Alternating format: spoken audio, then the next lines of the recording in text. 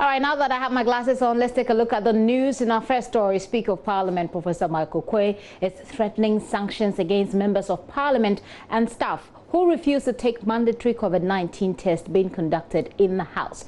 About 690 staff, including members of Parliament, were tested last week, but there are said to be hundreds more who have yet to present themselves. Professor Michael Quay says the test is mandatory and everyone in the House is expected to comply. It is mandatory for every member of Parliament, every staff of Parliament, to test for COVID-19. The press corps must also submit themselves to testing. Honorables, further to the tests taken last week, it is imperative to inform that we should take this matter very seriously. In this connection, on Thursday and on Friday, the team has been recalled to Parliament. They will come right here to test members, staff, media, etc. Please, the decision is that in our collective interest, it is mandatory. Please,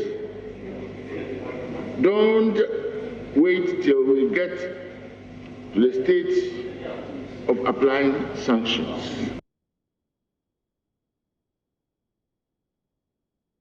Meanwhile, Parliament has denied reports that MPs and some staff have tested positive for COVID-19. Joseph Opoku-Gakpo has more.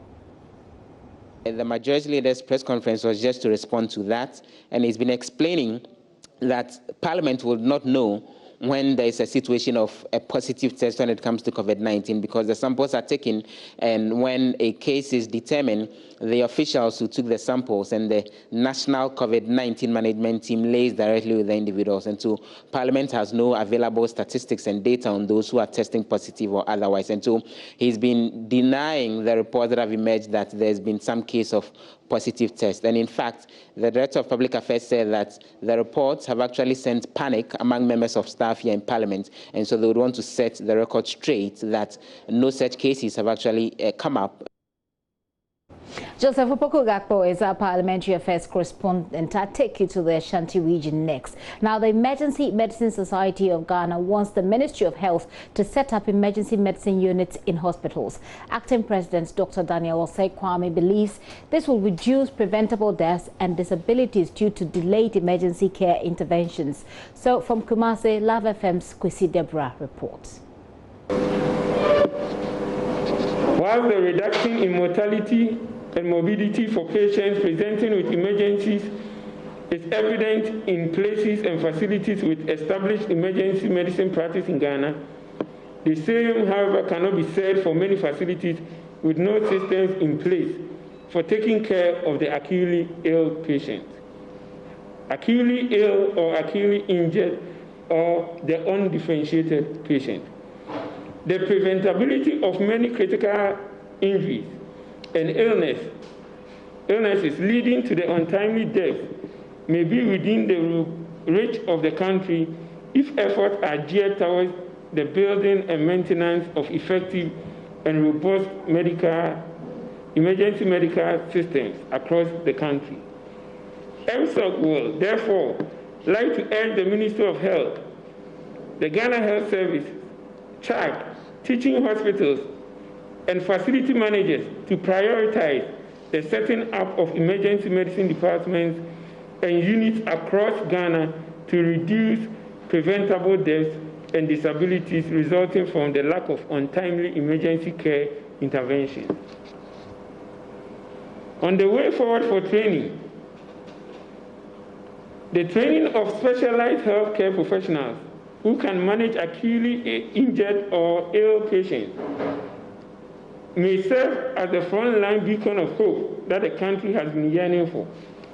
It is because of this that we call on the government and other affiliate academic bodies to help in capacity building and training of emergency workforce through various means such as developing and implementing the numerous widely acceptable subspecialty programs for the various cadres of health professionals in emergency medicine. We also encourage the decentralization of emergency medicine training across the country. This will help bridge and to a large extent address the shortfall of emergency medicine workforce needed by the country. On the issue of COVID-19 pandemic that has found itself in almost every nation in this world,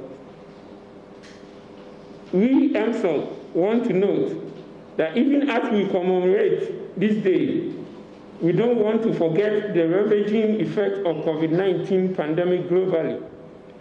The spread of COVID-19 has significantly exerted its toll on our health system, with reported widespread shortages of personal protective equipment and rationing. Now, combine faith and science in roadmaps for easing restrictions on social gathering to ensure COVID-19 is effectively contained. That's a call by some religious groups who are pushing for lifting up of the ban on congregational activities in chapels and mosques. And Asensu Mensah has a report on this. Millions of Ghanaians embrace worship as an essential part of life.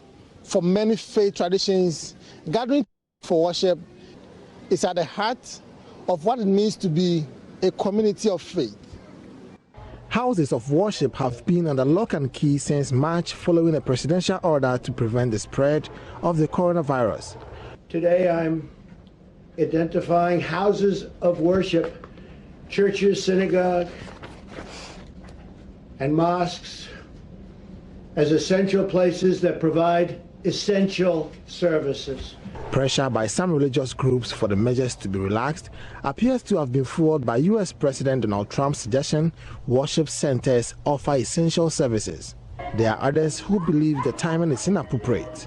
Assuming like when governments open the churches now, our children are very difficult. Some of our children, when you talk to them, they don't hear. So it's the best that government shouldn't open the church. Some men are so for chairman Kakadro say or COVID-19. Some men are insurance who do any Buramus who do among a sophomore bedding. It is some radio media and come in, Mrs. Suyan and say, Hanka Yontum. No credit. I saw no Musi many days and Comunia Butrekakra. If we say a sonum brofanasem and a sunny yasem. Now, sorry, said the area be ya butre near Bietuma. Yare Sudia, Miss Ramu, and Yadia did Diabro. And in Tinkamedia coming quadia, yes, sir, or Mampeni, when ya butre. Yes, I like so that I'm also praying over that so that they should lift for us so that we should all come together and start our prayers for both the Christians and we the Muslims. We are praying for that. Superintendent Pastor for Old Tafu Methodist Church, Reverend Solomon Bruce, believes science and faith must be balanced in any decision to lift the ban. I am also calling that this time because of COVID, if the churches should resume, we should not allow everybody to do what he or she thinks or believes. I think it's time to combine faith and science.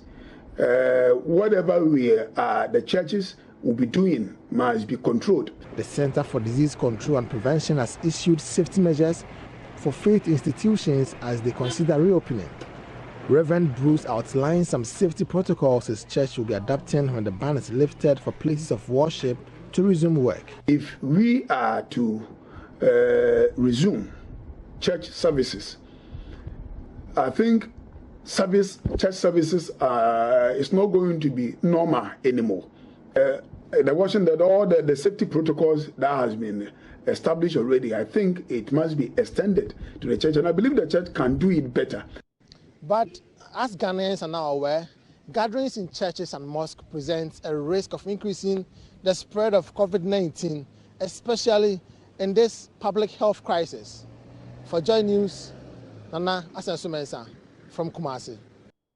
I don't know how much you're looking forward to going back to church, but the Nansansus reports there. Now, before we go, the Metropolitan Chief Executive for Prestia Huni Valley in the Western Region, Dr. Isaac Dasmani, wants more isolation centers in his municipality as it keeps recording new cases of COVID-19 each week. The municipality, as of May 21, had 4 confirmed cases, but in less than 1 week, the case count has increased to 31. Correspondent Natalia Kwanza has more. Isaac Dasmani is appealing to residents and organizations within the municipality to help the assembly acquire more isolation centers in the coming days.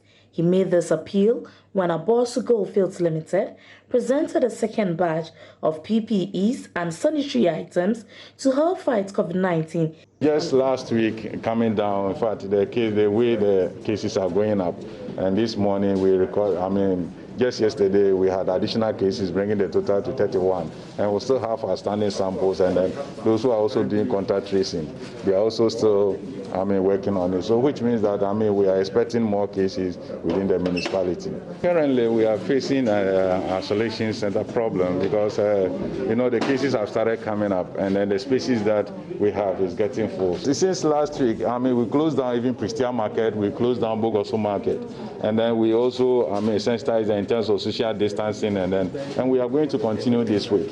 So what I'm going to do basically as an assembly is to ensure that at least the market women actually spaced out when it comes to the activities, and then also mount some barriers, and then we check people, those in transit and those who are also coming to the municipality.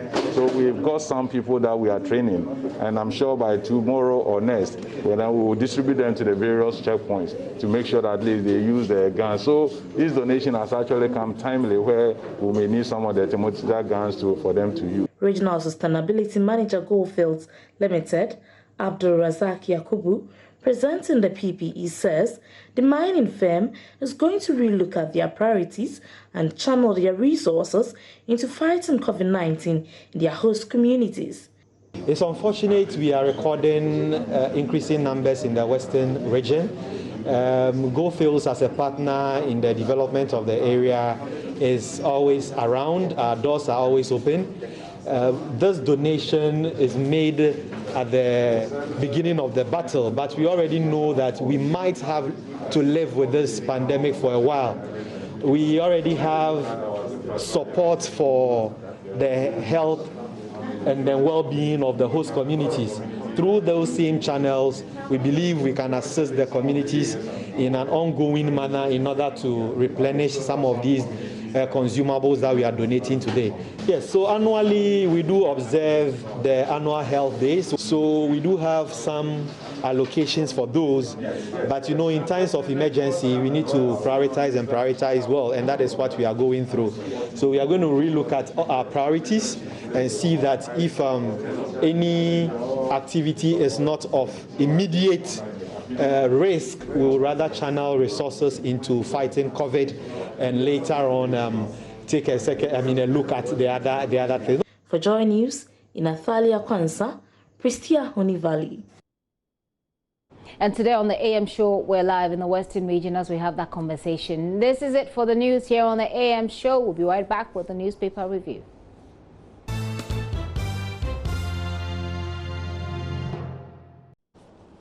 So you're welcome back. Like I said, we're returning with the newspaper review. Roland Walker, I'm going to make you start today. You will not go all ladies first on me today. It's no problem. But Araba is also joining. Araba, good morning to you. Right. We'll get to Araba. Yeah, please start with the Ghanaian Times. All right. I have the Ghanaian Times here. The post. Yeah. My friend. Okay. May the rest of your days be filled with this sort of laughter. Amen. I really wish that for you. Bethel Methodist Church, Temba Community 8. And I'm saying shout out to all the members of Bethel Methodist Church, Tema Community 8. Okay. All right. All right, so Ghanaian Times newspaper, what does it say? It comes with a picture of the Minister for Foreign Affairs and Regional Integration, and the story is, will evacuate stranded Ghanaians home. That's according to the Foreign Ministry. Comes with President Swesin Mensah Bonsu Kolendi as Supreme Court judges, and congratulations to them. I'm so excited for Professor Mensah Bonsu. This is just amazing news for me. And then JC Nets to shut down on Monday as ICOMS takes over. That has been a very controversial story, trust me. It's on page 20 of the Ghanaian Times newspaper. When we get the chance, we'll go a bit more into that story. On the back page, 3,000 Ejuso Drabin rice farmers to benefit from MOFA subsidized inputs. And Anglo-Gold Ashanti marks Africa Day, pledges to sustain fight against COVID-19. So something we definitely should. Let's take a look at the center spread. All right, just a quick center spread. President Swesin Mensah Bonsu Kolendi as Supreme Court judges, and it comes with a picture of President Akufo-Addo and Professor Mensah Bonsu. Beautiful one there. Will evacuate stranded Ghanaians on Foreign Ministry. It comes with a picture of the Deputy Foreign Affairs Minister, Charles Oredu, and then 2 COIs donate 10 ventilators to fight COVID-19. That story is there as well. And Ghana's COVID-19 confirmed cases now 6,964. Well, the figure has changed. All right, the figure has changed. We'll give you the details. Roland, what do you have? Well, I do have the Daily Guide. The Daily Guide has on the front page, chaos in NDC over new register. And so a story that it's not well within the NDC. They seem to be indicating or oozing confusing signals according to the Daily Guide right here. And the story is on page 3 of the paper. We also do have on the front page, killer landlord remanded. And there's a story that if you get to Join News on TV on Facebook, Join News TV on YouTube for us, and then also at Join News on TV on Twitter, all our main handles and myjohnline.com, you get to find that the traffic or the traction that the story has attracted is just marvelous. We have the picture of the suspect and the victim all here. We do have Victor Steve Nana Kankam, and then also the late Benjamin Autry, who is a victim. Obinim begging Kennedy for forgiveness. I'm talking about Kennedy Japan. Well, we brought you the concluding part of that interaction right here on Join News. I was on Tuesday evening, from 6:30 p.m. And people were even calling for more. I think that we have to be doing serialized weekly interactions with Kennedy Japan. The week with Kennedy Japan. Malian petitions CID over harassment. It's also on the front page of the Daily Guide. Let's go to the back page. And the back page of the paper has the caption, Dichamso AstroTurf progresses. And it says, work on the AstroTurf project at Dichamso in the Menchia South constituency. That's the back page of the Daily Guide. It's continuing. It says this is continuing. The project is the brainchild of Matthew Opoku Prempeh, nicknamed Napo, the Member of Parliament for the constituency. Just wondering, why wasn't this built in 2017? Now 2020. Election year was good. Napo, election year is always a year we build things. Yeah. I mean, Napo, good morning to you. All the political parties do that. Strict to the hilt, but that's okay. Okay. Redknapp linked to Nigeria job. Harry Redknapp is one of the old coaches that we can never find. He's now 73 and apparently has been linked to the national team coaching job in Nigeria. Basa, though, is under pressure to sell to balance accounts. And they're racing against the club to bring in about 17 million euros in player sales before the end of June to balance the club's account. And many clubs have been reeling under extreme pressure. If you look at the P&L statement, just not good. The balance sheet, having problems altogether. Let's go to the dispatch. The dispatch has on the front page how Sami Oku's statement on John Mahama's possible VIP is likely to give Kwesi Botwe the urge. Get the Daily Dispatch to get to know her really, because there are a number of individuals here. Kwesi Botwe, professor, one-time finance minister, and then also you do have it on your screen though. Those are the pictures there for you. Mr. Iwadako, former tour boss,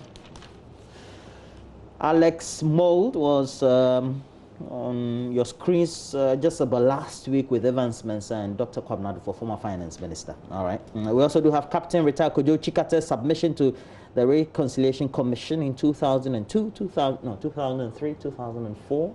National Reconciliation Commission. This one was quite revealing. A political scientist analysis of the 2016 elections all here. Look, it is the election headquarters. Well featured by the Daily Dispatch. And when Araba joins us, I'll tell you about the election-related bulletin that Araba will be hosting. She'll tell us more of that. But Roland, I see a very interesting development here. So on the Ghanaian Times newspaper, it says, will evacuate stranded Ghanaians home. That's Foreign Ministry. But on the Daily Graphic, it says, government yet to decide on stranded Ghanaians. 230 That ready. shows that there are two individual. I'm just wondering, 230 ready to foot evacuation bill from South Africa. And so I tried to look up the story, and it says that more Ghanaians who have been stranded across the world due to COVID-19 border closures are expected to be evacuated in the coming weeks. The Ministry of Foreign Affairs and Regional Integration has indicated. But when you come here, it says government yet to decide. That's on the Daily Graphic newspaper. It says government has yet to decide on stranded Ghanaians. And the story is that the government has not taken a decision on the evacuation of stranded Ghanaians abroad. A Deputy Minister for Foreign Affairs and Regional Integration, Mr. Charles Redu, has said. However, he said the government has collected a substantial amount of data on such persons from 63 missions abroad, and the process was still ongoing. That's what the Daily Graphic is reporting. So there's a bit of a discrepancy there, I think, and hopefully in our subsequent bulletins we'll be able to get some clarity from the Foreign Affairs Ministry. But that's the Daily Graphic's front page. It also has a story about two armed robbers who have been jailed for 100 years. That story is on page 23. Comes with also a picture of George A.C. Boateng, Ghana's High Commissioner to South Africa. That's what the story about being evacuated is related to. And then there is no registration of schools without PTA. That's according to the National Inspectorate Board. And Ofankor landlord remanded. That story you have in other bulletins as well. We have also brought you that story on our social media platforms and also in our main bulletins yesterday. An Electoral Commission meets political parties today, but NDC declines participation. Roland, you recall that yesterday in our discussion with the political scientists and the civil society groups, they indicated that we may not be able to have a consensus, but we can make some compromises. Now, we're seeing the story that's talking about the Electoral Commission meeting with political parties, but we're told that NDC has declined participation. So it'll be an interesting development. We'll try and follow up on that story as well and get you informed on what will happen from there. On the back page of Daily Graphic, Republic of Korea donates 50,000 relief items to Zongos. Immigration officers arrest 3 Nigerians for illegal entry. I don't know why people keep coming in. I mean, I really don't know. Okay, so let me give you quickly our center spread for Daily Graphic before we go to Araba Kumsin. And it comes with a very beautiful picture of Yoni Kolendi and Professor Mensah Bonsu. President justifies appointment of non-career judges to Supreme Court. We'll take a look at that story as well. And then 2 companies donate ventilators to government. AU launches initiative in honor of Kofi Annan. That's on the center spread of the Daily Graphic. Grab yourself a copy or download the app and take a look at it. All right. We do have Araba on stream. Araba, good morning to you. I've seen posters of you flying around, and we got educated on related issues of education on election. You look good, though, Charlie. When you get out of bed, Charlie, it's so romantic. Okay, really, Roland? Yeah, really. But we can't hear you. Well, you got to work it out so we can hear you. So whilst we try and hear from Araba, Roland, can we go with something else? Yes, I wanted to do please. The related story on the stock market, because it's not only in Ghana that the stock market has not been doing well. We also are experiencing it around the world. This is well captured on the front page of the Gold Street Business, and it says stock market loses some 11.18 billion Ghana cedis in capital in 2 years. Now, the loss for the first 5 months of 2020 is in the sum of some 2.4 billion Ghana cedis. Other stories also occupying the front page of the Gold Street business. We have COVID-19 and the matters arising related to agriculture. Peasant farmers pursue government for 75% subsidy on fertilizer, while they also lament the lack of spraying kits for extension officers on the field. It's a concern because we do know that if we don't have enough food within the year, we could have some shortages already. For security. Yeah, there's some concerns, even though the Food and Agriculture Ministry keep giving us those assurances. A review of outmoded business regulatory regimes also underway has an attached caption of Alan Tremontaine, who is the Minister of Trade and Industry. Front page of the Gold Street business it is. You'll see it on your screen soon, but if you don't, we'll move on to the next paper. You have any other paper you want to do? No? You didn't give me any, but if you give me any, I'll go through them. Okay, let me give you this. Okay. So, do that. This is how men behave, isn't it? All right. So, I have the Me Too movement. well, this is not Me Too. I have the Publisher newspaper comes with lots of very bright, beautiful pictures. GCNet shut down on Monday. New order from above. Fear grips report importers and port users. So each story you get a different angle based on which paper it is and who takes care of that paper. So it says GCNet shuts down one day, new order from above, fear and grip reporters and ports users. It comes with a picture of Yao Osafo Mafo and then Amisha Dai Owusu Amwa. That story is on page 5. Killer landlord charged, page 11. It comes with that picture of Nana Kankam, the landlord who allegedly shot the tenant. 2 MPs get COVID-19, but Speaker denies report. That's how this story puts it. It comes with a picture of Right Honorable Professor Aaron Michael Quay. And on that page, well, something for you to stay safe, how to stay clean and wash your hands and wear your masks away from COVID-19. What do they have on the center spread? Honorable Aponche threatens to sue AY Poyo. Well, that's a story we brought you like 3 days or so ago. Government don't owe showbiz personalities any support. I think the word should be government doesn't owe, right? I think both are correct. Well, that's if you want to sound American. But this is a story that's attributed to Socrates Safo. Then Shatawale descends on bloggers. And controller dismisses salary validation challenge, also bank lending rates falling, according to a report. And NBSSI is here. It is cautioning against illegal charges. Today, when we get to talk to them, we'll find out from them what is happening. What are they picking up so far from their operations, which just started about last week. So we'll get more on that. Do we have Araba to connect with us at this point, though? Okay, I'm not quite sure about that. Roland, maybe we should move forward with you. Yeah, and so let me do the last one before Araba comes in. We have a custodian. NDC rebels against the EC again. Boycott IPAC meeting today. And we all did know that the IPAC meeting was coming off today, or will come off today. Yeah. Up there, we also on the side, we have Akufo-Addo swears in Supreme Court Justices Mensah Bonsu, Yoni Kulendi, and then we have other stories also. The 2 companies donate 10 ventilators to government to fight COVID-19. Dan Butcher promotes COVID-19 safety measures in his constituency, and that's a good one there. All right, now let's go to Araba. Araba, good morning. Good morning, guys. Great. Can you hear me now? Yeah. Perfectly, and the lights looks, brighter. But Araba, I have a concern.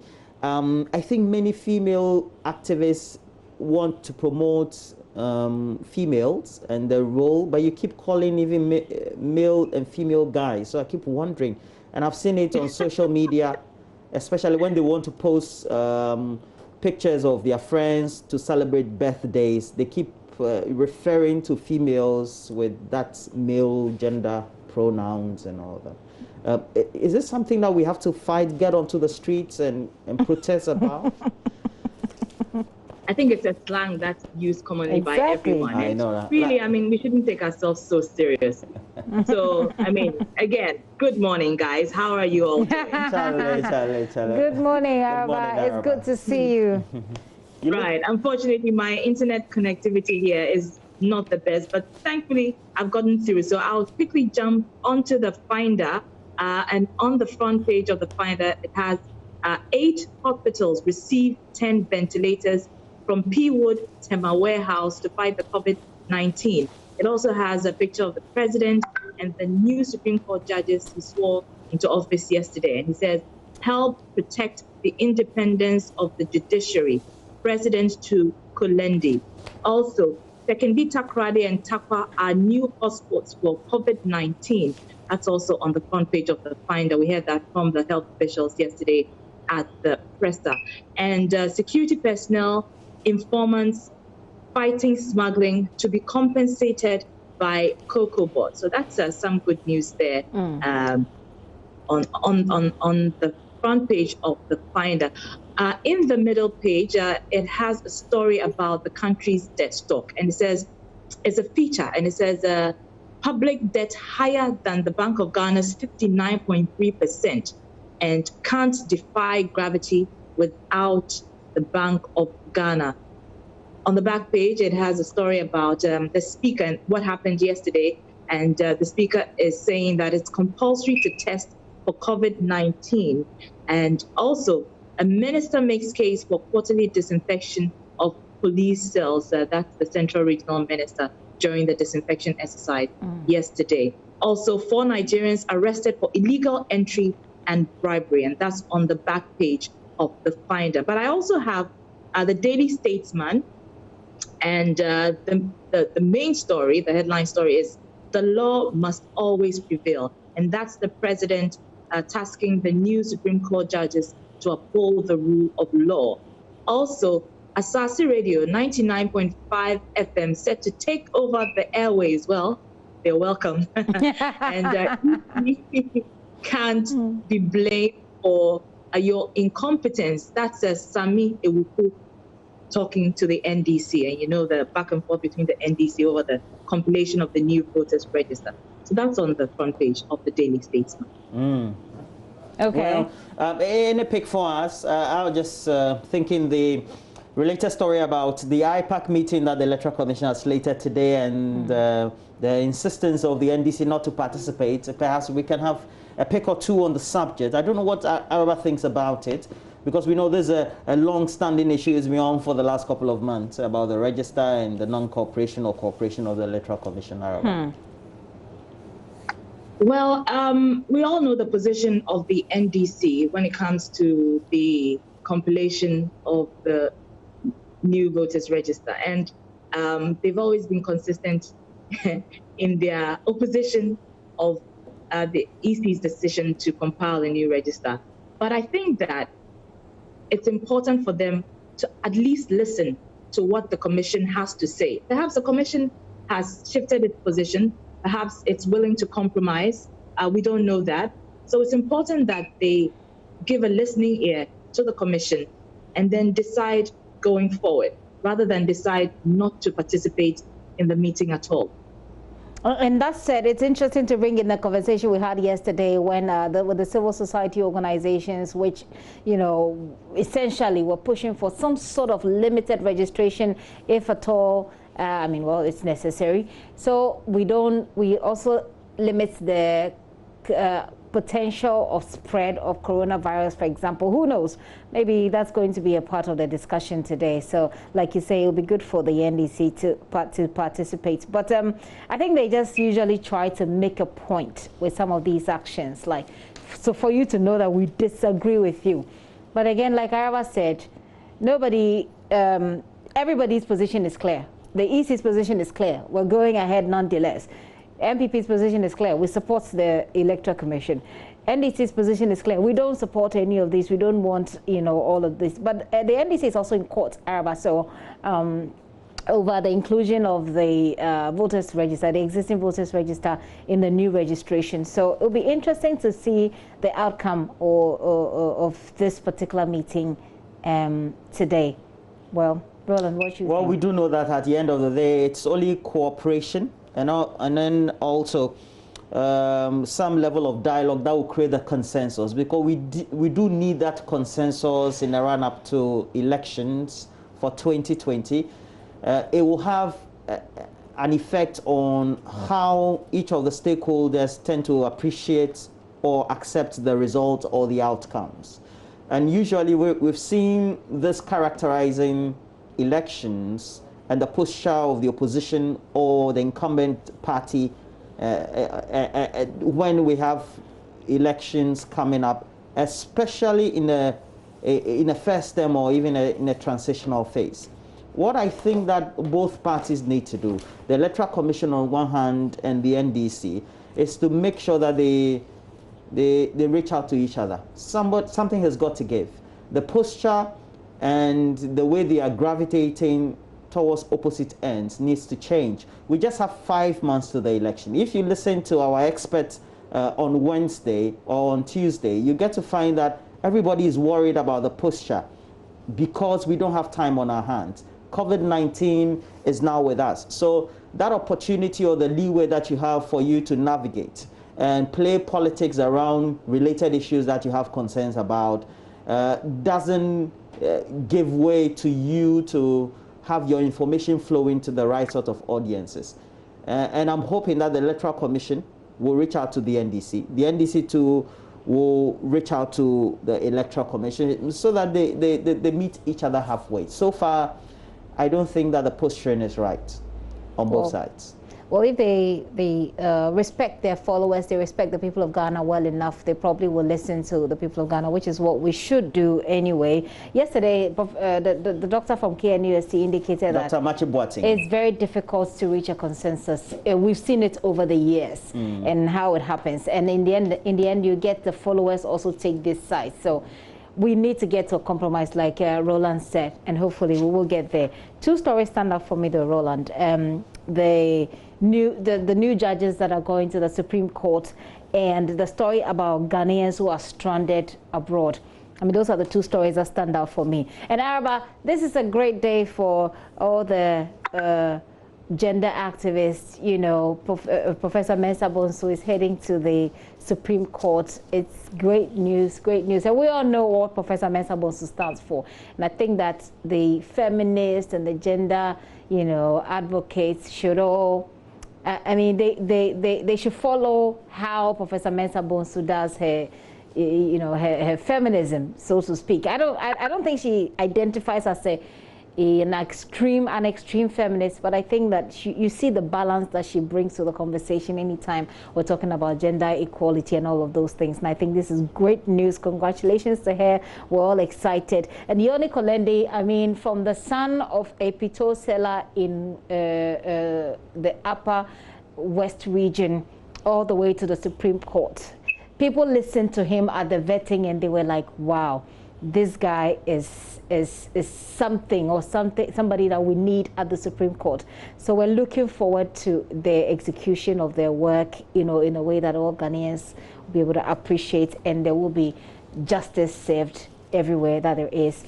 And I think that the Ministry of Foreign Affairs should come out clear. What is it that they're doing with the Ghanaians who are stranded? Are we evacuating them? Or government has yet to decide. Now, the Ghanaian Times and the Daily Graphic are reporting what doesn't seem to be the same. What is it really? They should clear things up so people who are stranded will know what to do. I personally think we should give it some time and let the people... Araba, you have any friends stranded in one of those countries? Fortunately, no, I don't have any friends stranded at all. Right. But I'm thinking, you know, government took a position early on in this debate back in February and subsequently in March. And we hosted Okujeto Ablakwa, who is a ranking on the Foreign Affairs Committee right here on the show. And he did indicate, just like he was advocating back then, that government needed to take the step to make sure that Ghanaians who were stranded. First, the target demographics were students of Ghanaian origin in China at the epicenter at the time.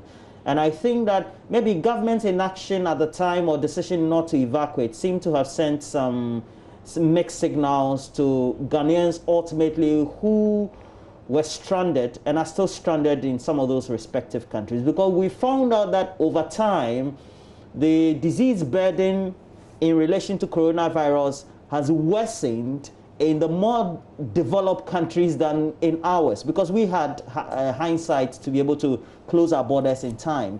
And I think if did we close our borders in time? Well, that's a big debate. We didn't, I think. Well, yeah. So if we had those Ghanaians who were stranded, evacuated, definitely we would have quarantined them. We would have kept them in isolation, screened them before we let them loose into the population. So there were protocols that we needed to observe. Now, it looks like government is giving all these mixed signals again. I don't think that it bodes well. I don't know what the Araba and Gifty thinks about the posture of government on this position. I think all over the world, the governments are, some people are paying.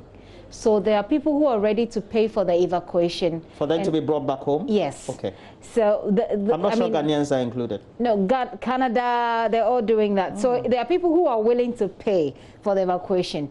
So if you're willing to pay, then you can go ahead with it. But there are people who are not. So I think the government needs to categorize these people.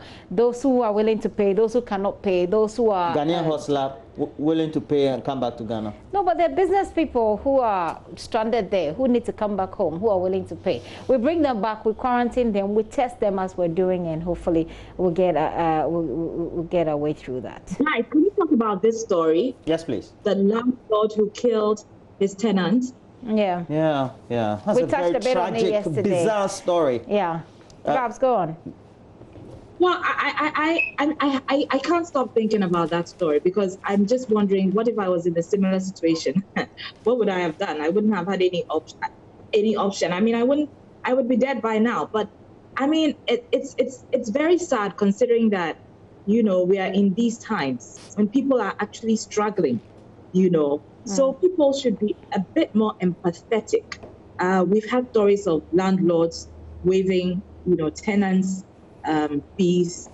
And I think that people should be a little bit more empathetic. Is that the word? Yeah. Yes, empathy. Yeah. Yeah. And yesterday he was in court. I think they charged him. Yes. And his posture, I mean, you should see him. He doesn't appear to be remorseful about the act, you know. So I just felt that this is a very serious story. People should learn from this. People should be empathetic in these times that people are struggling.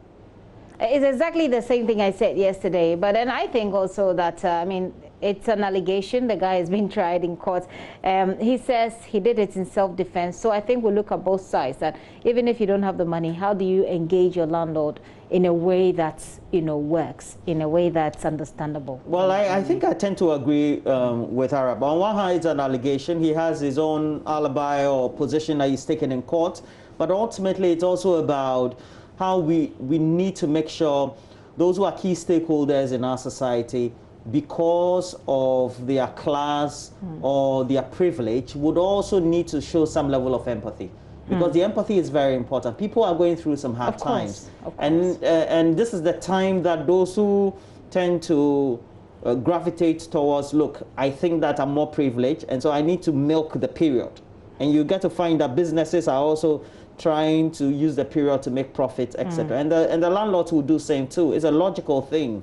But I think that we need to be humane in the way we tend to deal with some of these subjects. And I think this is one of the negative fallouts which subsequently has resulted in this tragic situation. Yeah. I'm not in a position to decide for the court, but from what we had heard from witnesses, etc., I think that more cooperation, patience, and then letting loose the heated anger would have prevented this on the part of the landlord. Yeah, because if you're going to your tenant's home, and that is his home, whether once you have not evicted him, that is his home, and you're wielding a gun, there's a certain posturing that you've taken.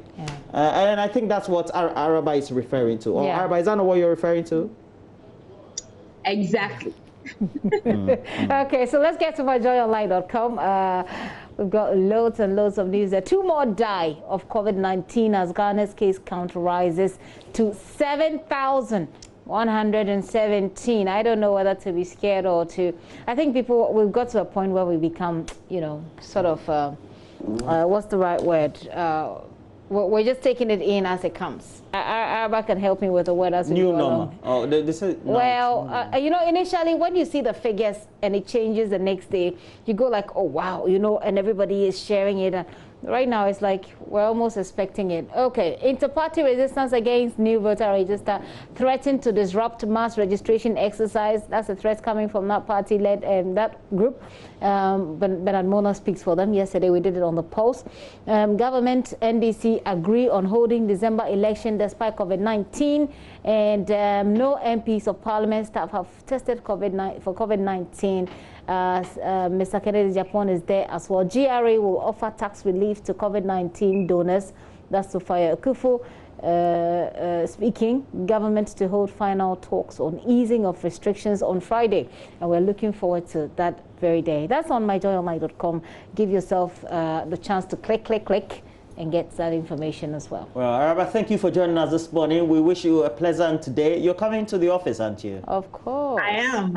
I'll see you in a bit. Charlie, we thank you for your empathy, helping us. That's our new. No, but Araba, I think you should tell us a bit more about your show. Yeah, your show. Yeah. Tell us just in 30 seconds. I think I'll be here.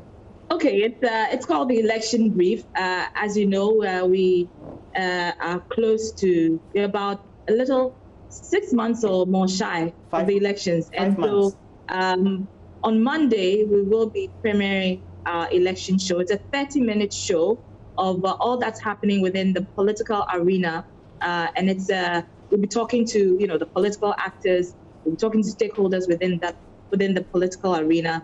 And it's all about politics and what's happening with the political parties, everything to do with politics that should inform you up until December 7th to make your vote. Wow. So it's starting on Monday, June 3rd. Okay. And it's starting at 1:30. And Araba, it's 1:30 to 2 p.m., right? Yes, it's a 30-minute show. All right. Well, thank you, Araba. And then this is where we have to transition and take a break. But it's the birthday of one of our lovely boys around here, and Joseph Frimpong Kofi Akable. It's your birthday. Oh, really? Yeah, it's I didn't know that. Yeah. It's his birthday today. Our court correspondent, Joseph Akable, smart guy, smart guy. He's our incoming lawyer after Samson. Sports now. Let's go. Okay, bye.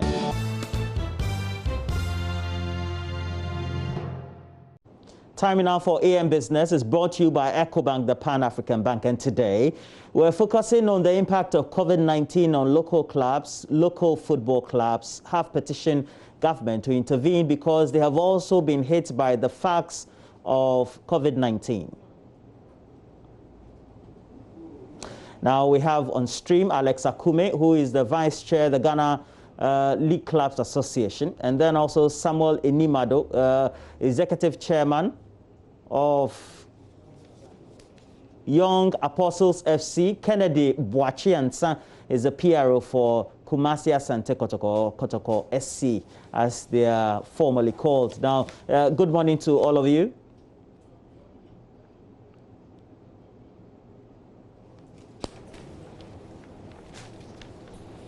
All right, so.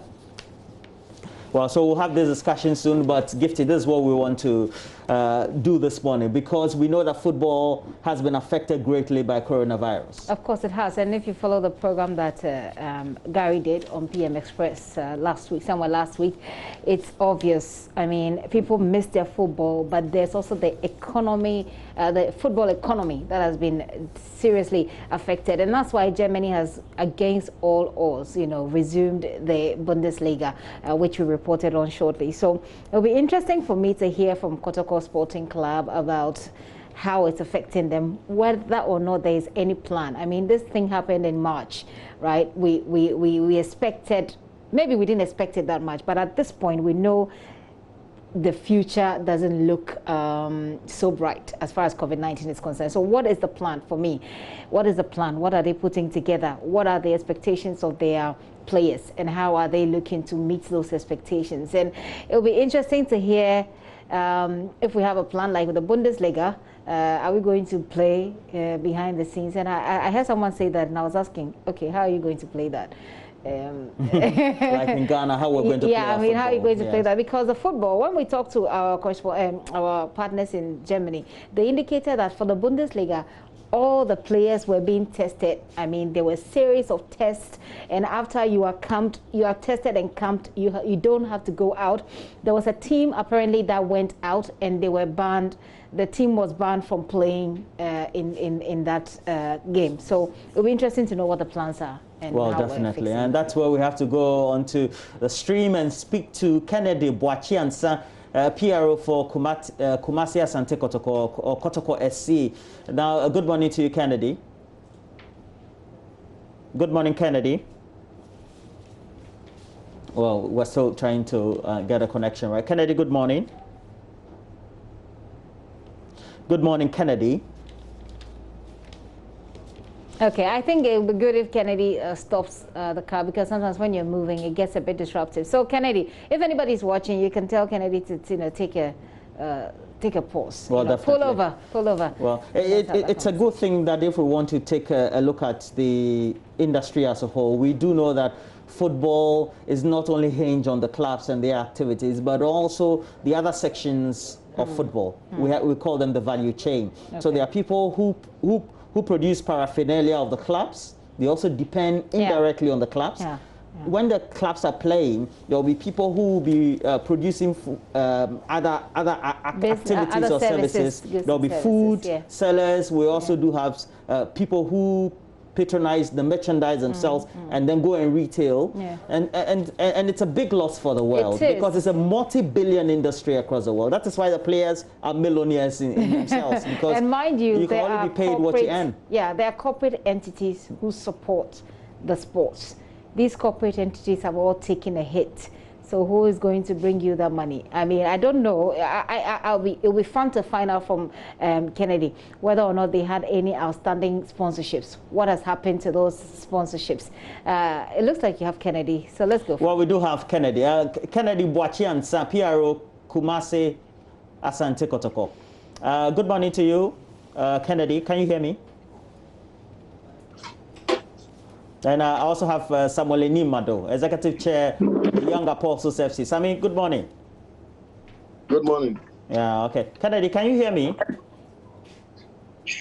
Kennedy?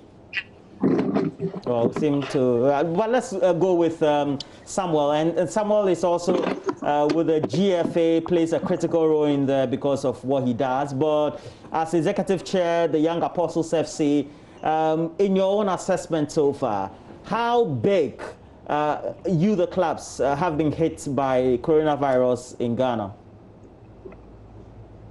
Thank you very much, and good morning to your listeners. This is it's a very tight situation that we are in now.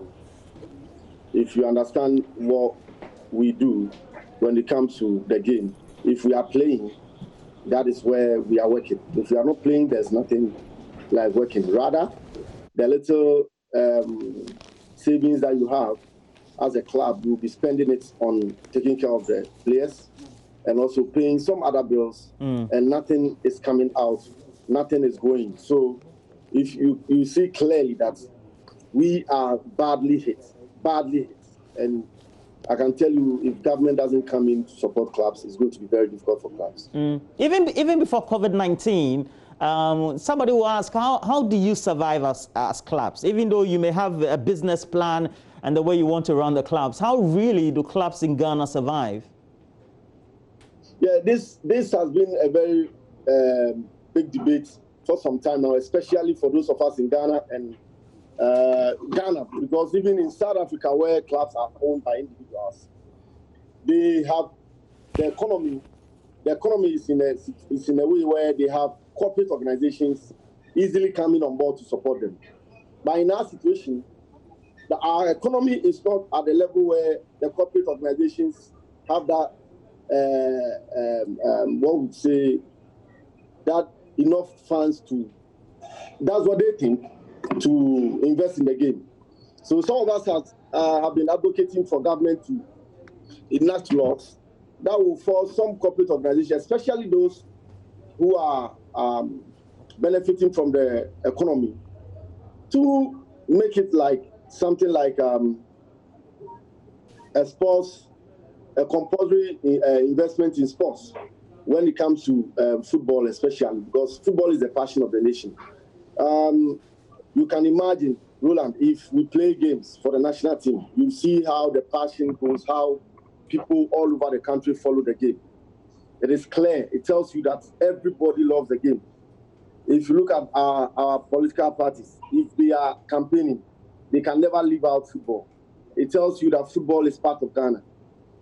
I'm doing research on what youth football, how it can be used to develop the nation. If you look at it as a tool, it is clear that you can't, there are a lot you can do though, but football, even if you look at the value chain of football, it brings a lot of people along the line. And if we are always going to be raising funds from our own pockets, the little we earn from our private businesses into the game, then we are in for trouble. It is time we get the support of government and corporate organizations to make sure that the game will be played the way they want, because all these corporate organizations also try to use the football stars to promote their brands as a vehicle to promote their brands. It is all over. We've seen most of the organizations trying to use football.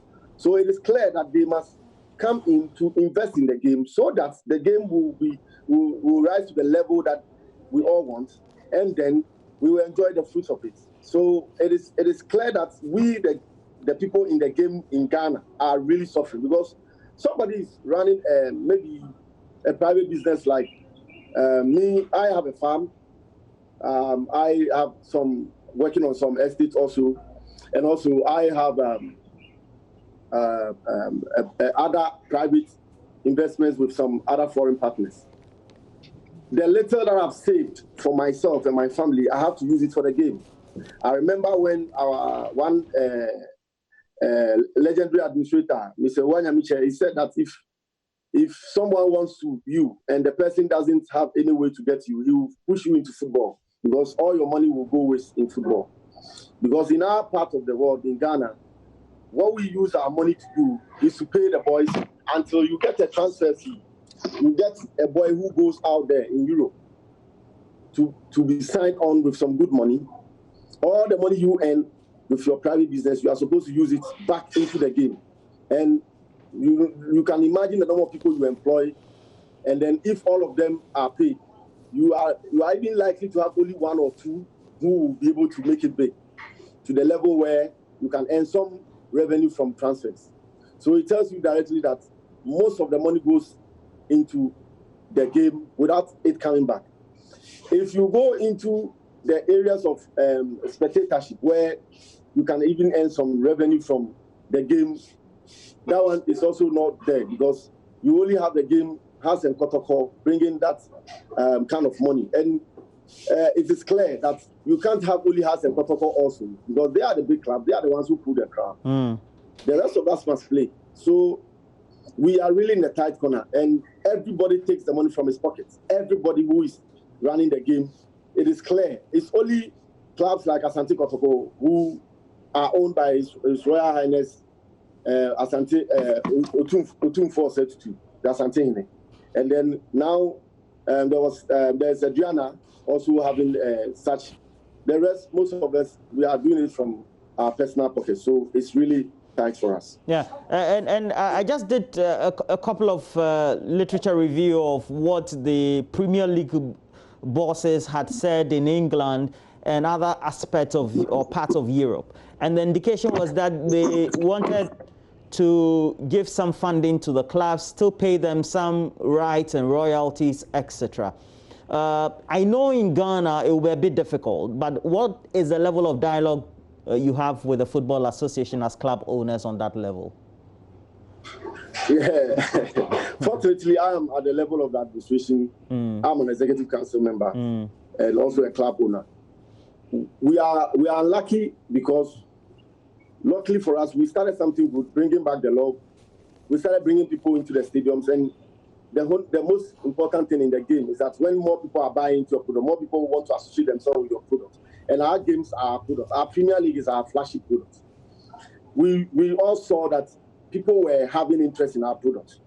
you can have a game. I remember this game. I was so much elated with it. Secondly, 11-wise, Azakes playing with at a point, and the stadium was packed. That's the Division 1 game. But for Aqua, BA United playing, the stadium was packed. Young Apostles, BA United, the stadium was packed. I saw Chelsea Allies, the stadium was packed. You can see clearly that the administration strategy to bring back the love and ignite passion was a good strategy, because the more people get associated, the eyebrows are on our products.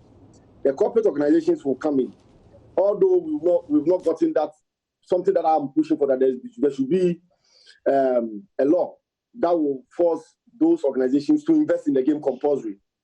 Maybe within our administration, we'll try and push that, go to get Parliament to help us, because most of these organizations in most countries, even in most countries, state organizations, state agencies own the clubs. You understand? But I'll come back to that later. Talking about what the FA can do to clubs and what clubs are going through. The FA started something good. We were building the brand. The product was becoming attractive. And then Corona comes in. This enemy of mine is my enemy. Corona is my enemy. So Corona comes in, disrupts the whole strategy, bringing back the love, igniting passion, getting people to the pitches, the stadiums. Roland, if you are doing football and you have people filling the stadiums, the English Premiership that we love, that we see, is because they have the people behind the product. The people want to associate themselves with the product. The people invest their money to buy season tickets, to buy tickets and even pay more just to be part of the product. It will bring money. It will generate revenue, because there's a value chain where so many people will also earn revenue. The rice seller at the stadium, the watch seller, the cocoa seller, the hotel person, the restaurant person, the taxi driver, the trotro driver, the market woman. Everybody benefits from this one game, just because everybody wants to associate themselves. And the more people want to associate, the more people will spend money on it. You can use the World Cup as an example. Countries who host it, like South Africa, brilliant World Cup. So many people spent money there. So if we did all this and Corona comes in, my enemy comes in, it has destroyed the whole plan. Now clubs we had announced before this COVID. So you can imagine what we've been through. And clubs were home. Well, so you've taken a lot of hate, you say? More than. Okay. We've been hit more than anybody. All right. That is why government must come in to support us. Already, we started clamoring, we started seeking the support of government already before this COVID comes in. So if it is coming now, we have nothing than to go back to government, because government also wants a game. You can imagine the Reverend Minister, the seasoned Reverend Minister Isudanaba, somebody I cherish a lot, talking about the fact that he misses football and the fact that he wants to see football. You understand me? I know your kids at home sometimes will ask you, Daddy, now we can't watch football again. Everybody wants it. Everybody loves the game. I remember one pastor telling me that God plays football, because sometimes God lets some clubs win for a particular reason. Sammy, that'll be it. That'll be it for the discussion. And thank you for joining us. You've made time for us and we're grateful. Samuel Enim is an executive member for the Ghana Football Association, but also is an executive chair for Young Apostles Football Club. And what a great discussion. Samuel Enimado, thank you for joining us. And that's where we transition to have our next discussion, because we do know government has set aside what they call a stimulus package. It's called the Coronavirus Alleviation Program. It's a business support scheme. And we want to have an interaction with Madam Anna Amo Himpson. She is a Deputy Executive Director for the National Board for Small Scale Industries. They are the main entity that is supervising all this. And we want to ask some key questions. Okay, so straight away, let's do those discussions. And thank you for joining me in the studio. Thank you very much, Roland. No, great. No, great. At the latter section of this discussion, we'll be joined by Dr. Lord Mensah, Senior Lecturer with the Finance Department of the University of Ghana Business School, just to complement the discussion, to also encourage others, businesses, mid-size, to be able to join. But how much has been allocated for this whole support scheme? COVID-19 was declared a global pandemic, and just as it hit other nations, it also hit Ghana really hard. In terms of numbers, you know, we haven't really seen too many cases, but in terms of the effect, a lot of businesses have really been distressed. So that is why government established the fund. 1 billion cedis was set aside for the whole program, but 600 million cedis was set aside to support the micro, the small, and the medium enterprises. So 600 million cedis was set aside by the President, His Excellency Nana Akufo-Addo Dankwa. Okay, so it is the 600 package, 600 million Ghana cedi package that MBSSI is managing. Yes, yes. Okay, so if somebody is interested or a business is interested, how do they first get access? Okay. What they need, there are two main stages that somebody who is interested in the loan would have to go through. We have the registration phase. That really seeks to take data on people who are interested, because then it gives us an idea, you know, how to really allocate the funds, how we can really be able to support those who are interested in the fund. And then from the registration phase, you go into the application. Now, there are various channels. When you want to register, you can go through a USSD code, *718 *555 #. So that really takes you into the application, the registration phase, where you are asked just a few questions. You know, your TIN number, we take your TIN number, we take your name, we take the kind of, the amount of loan that you would really want to request for. So once you are through with that registration phase, then you get a reference code. You know, once you go through registration, you get an SMS telling you that your registration has been successful, and then you are given a unique reference code that you use to move on to the next phase of application. So that is one channel for the registration. Then you can also go straight on the web. You know, this whole thing is being done on a web portal, which has been specifically designed to really take you through registration, through application. The assessment is all done online. The scoring is done, because we've done a lot of work with the banks who are going to disperse the funds. So all of that is done online. Then, you know, once the application is assessed and you are successful, you still get the SMS telling you that your application has been successful, is being assessed, you know, so that eventually, depending on whether the loan is approved or not, you still get a message. And then it also indicates where you have to, you know, really go for the loan. But through the application process, you indicate where your bank account is. So then, if those banks are one of the PFIs, then you can just go there and pick up your loan. But otherwise, we also have other banks that you may be directed to go to if your bank account is not with one of the participating financial institutions. But we also recognize the fact that many people are also not technology savvy. Especially, we are targeting the very micro businesses, you know, those who sell in our markets. They sell all kinds of things, vegetables, banana, shoes, you know, whatever. We are targeting all of them. The cocoa seller by the street, we are targeting them. So it's really for everybody, because we know that COVID-19 has really affected all of us one way or the other. Businesses have been seriously affected, so we are targeting all of them. So what we also, the other channel is for you to pick an application form, a hard copy, and then you can fill it.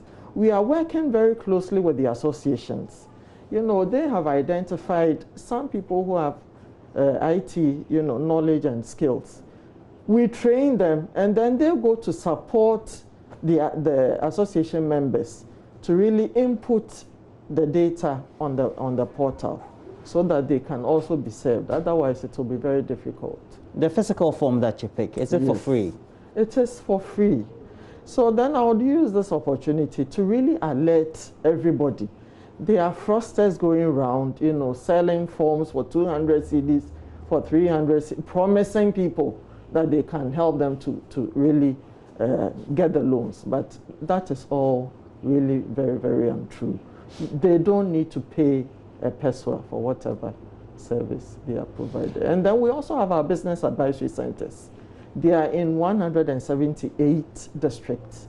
So you don't need to move all the way from Paga to Accra to get, you know, to apply for the loan. Wherever you are, you just walk into the BAC office and you will get the support you need. Or if you are a member of an association, then you can also go to the association for support, really to be able to apply for the loan. The business advisory services, or those support offices, are they already active in the various districts? So they've been active ever since. You know, NBSSI was established in 1981 by an act of parliament. We became operational in 1985. So ever since, you know, we've been providing business development support services to micro, small and medium enterprises. We've been helping them to access funds. It's not only under COVID that we are doing this kind of thing. We've been doing it over the years. We support people to have access to markets, you know, access to technology and everything that goes along with business. We very essentially also help people to formalize. Once they get in touch with us, we make sure that we support them so they can move from one level to the other. Of the business? Yes. Now, we do know that we have a lot of informal businesses. Yes, we do. And I do know that you just mentioned here the normal retailers in the communities or in the markets. Does it include hawkers as well? They do. We really look at all of them. Okay. You know, before COVID, we were really focusing on informal sector, but people who are in productive activities. But we realize that we also need to take a look at those other kinds of informal sector clients. So we are working seriously towards really getting them to up their game so that they can also contribute effectively to the economy. Now, there is a related issue about how do you get to verify and identify who really has a business or is in that level of the micro retail sector? Okay, we have some definitions that we normally use to classify the various types of businesses. So we have, the categories are mainly the micro, the small, and the medium. Now for our purposes, we are looking at the lower small and also the upper small. So in terms of definition, we look at number of employees and then also turnover. Basically, that is in other countries, other factors are also looked at, like assets, investment in assets and all of that. But to make our life simple, based on research that we conducted, we look mainly at number of employees and turnover. So for the micro, we are looking at businesses that employ from 1 to 5. 1 to 5. The owner is included in this number. And then for the small, we are looking at businesses employing 6 to 29. And then for the medium, we are looking at 30 to 99. Now, in terms of turnover, for the micro, we look at 25,000 Ghana cedis, up to 25,000. For the small, we are looking at 1 million Ghana cedis, and then for the medium, 3 million. So, to these categories, what is going to be the likely beneficiary disbursement to them if they qualify? Are you talking about what can they access? What can they access? In terms of quantum? You know, when you start putting limits, then you also really, people are likely to go for the highest, even though they may not really need it. So what we are saying, you have needs. the government is using this opportunity to give some hope. It's a relief fund. It's really for people to be able to sustain their businesses, so the businesses don't collapse. So, for instance, we are giving them funds to buy a bit of raw materials, to process. We are giving them the loan to enable them maybe pay their rent, because in these hard times, it's really very difficult for people even to pay their rent. We are providing the loan so they can also pay their workers, so that they don't need to be laid off. If they lay the workers off, then it also imposes a lot of hardship on them, on their families. So this is a relief period. Maybe if you need some small tools, if you're a hairdresser, for instance, you need maybe a dryer, small things, then the funds is available to you to be able to But you don't want to put figures to anything? They need just to put in their request, and we'll deal with it. So we'll come to the related issue about after the application, what happens. We've been joined by Dr. Lord Mensah, Senior Lecturer, University of Ghana Business School with the Finance Department. And it's basically to complement our discussion so that we put everything into perspective. Good morning to you, Dr. Lord Mensah. Good morning, Roland, and good morning to our viewers. And good morning to my colleague in the studio. Yes, it's been a while I've seen your face, and it looks like now the COVID has taken its toll. The beard. Yeah, you're right.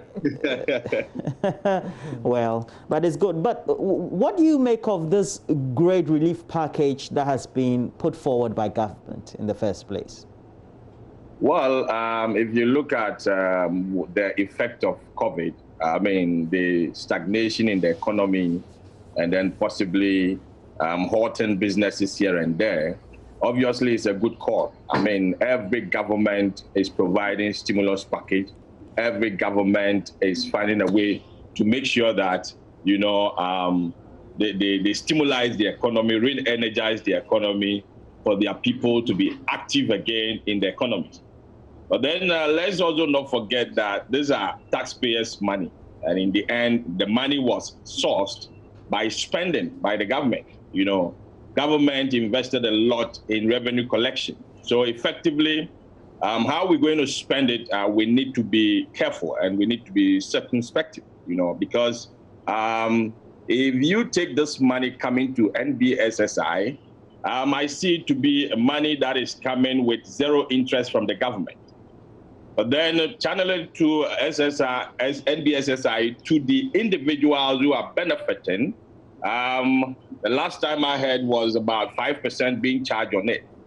Now, I'm expecting that by the end of this project, I mean, I see this to be a project by the government, which is being handled by NBSSI.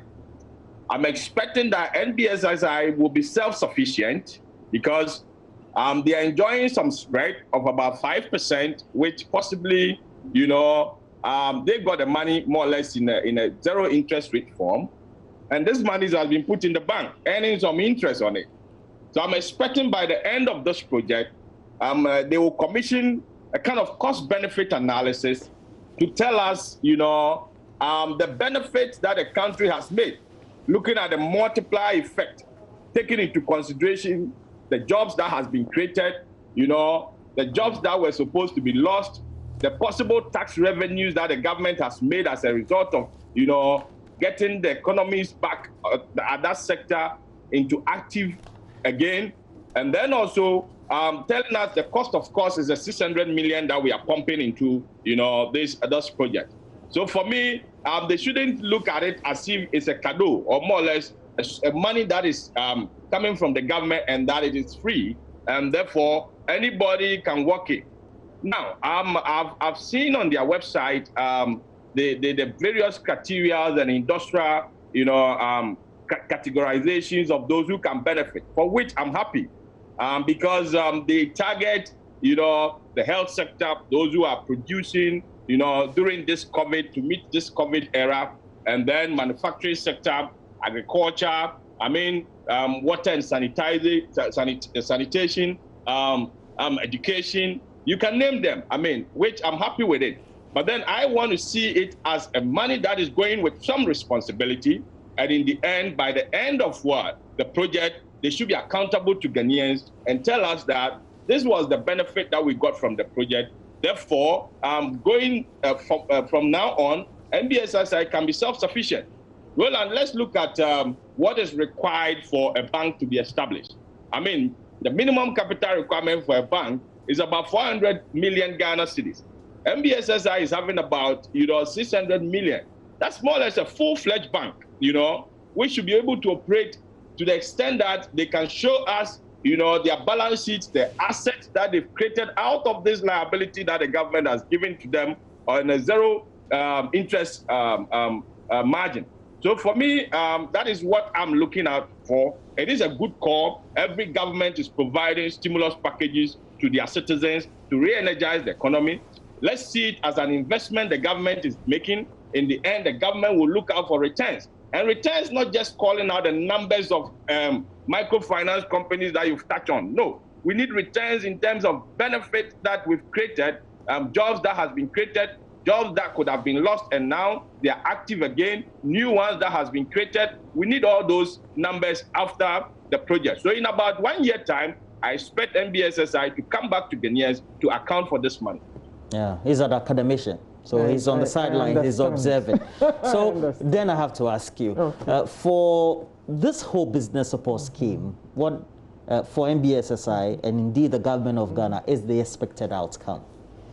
Government in its announcement specified that, we needed, even though the fund would actually be set up by NBSSI, we needed to work with some selected banks. We needed to work with associations and trade groups. We needed to work with other stakeholders, that would really help us to effectively and efficiently deliver the fund.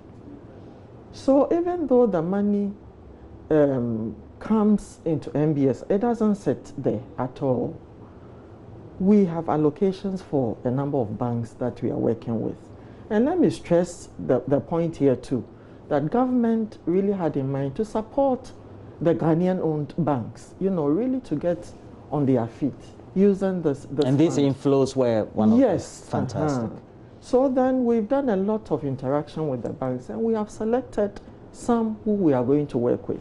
So what happens is that the monies are given out to the banks. Several allocations are given to the banks. So it is out of those funds that they also disburse the funds to the applicants. Now, what is also important is that once, the bank, the funds hit the account of NBSSI in a particular bank, they bear the full risk of really ensuring that repayment is done. Now, initially, the government in his announcement stated that the loans under the scheme was supposed to go for 5%. But looking at the hardship and suffering around, government reconsidered and now it's 3%. That 3% per annum. Yes, it's per annum. That 3% doesn't come to NBSSI. It's for the banks who take the full risk. But the repayments would be used to establish a fund to continue to support micro, small and medium enterprise, even after COVID. To be managed by?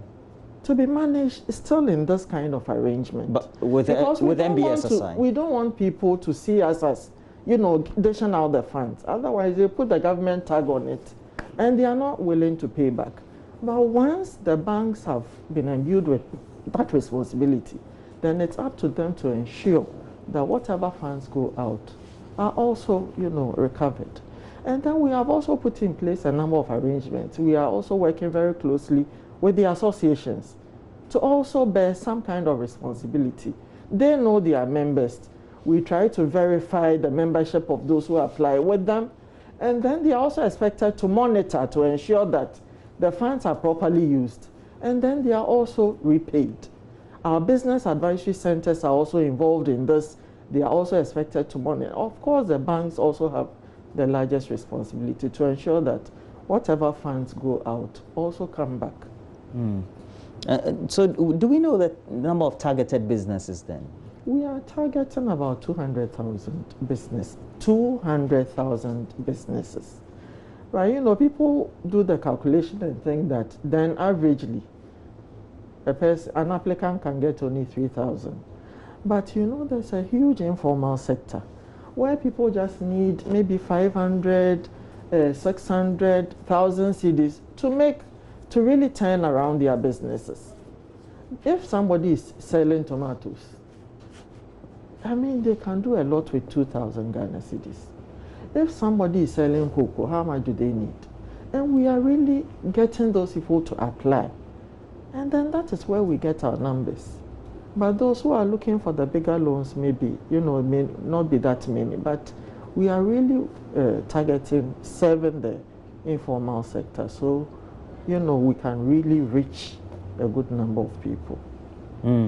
Dr. Lord Mensah, in order to complement the efforts of the MBSSI and all that, what could be some of the best advice ultimately to, one, prevent maybe non-performing loans that they may ultimately give out to their targets, and then what could they do in the area of recoveries?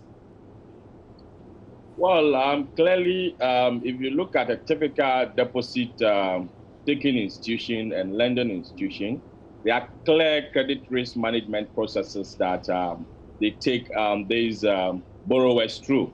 I mean, those due diligence processes are very, very important in giving out credit. Now, identifying the business location is very, very important. Now, that is why, you know, the online thing, I do buy into it, but then that will work some way, somehow, partially. Because for you to, understand whether a business will be able to pay, whether a business has been in operation for some time now, it's enough collateral to lend to that business. Now, on-site, you know, visiting to get to know, the type of business that is going on, the fixed assets that the business already has, it's very, very important so that the little that you give to this business, they take off. I don't see this money to be a money that, businesses that are starting up clearly should go for it. I see it to be monies that are supposed to go to already existing businesses that are defunct as a result of this, you know, COVID. So I'm expecting kind of on-site visit, you know. I don't know of the capacity of NBSSI at the district level and then at the various regional levels. I think they might not have that capacity to do this job of going on site to see what structures are in place. I remember these are what we call it, small scale companies, and in the end, you need some structures in place. So even if it's a hairdressing, you expect that it will be a kiosk on the site. How do you see the kiosk on the site? Is he going to take pictures to load on the website?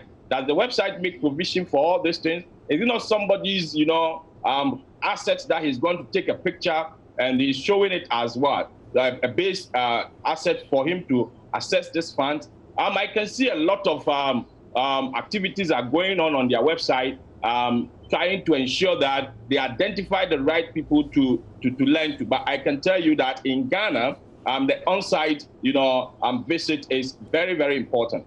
So I would advise that, fine, whilst they are doing that, they're working on the soft aspect of delivering the loan, they should look at the hard one by doing some legwork and going to the site to see what structures are in place as far as these applicants are concerned. What assurances then can you give people like Dr. Lord Mensah, who is in academia but also in entrepreneurship at one point? I would want to assure him that that is why we have put a lot of systems in place to ensure that we really identify those who are applying and also monitor to ensure that they repay. You know, the system has APIs worked into it. So when people put in their TIN numbers, which is a requirement, immediately it's validated, and then we get a feedback.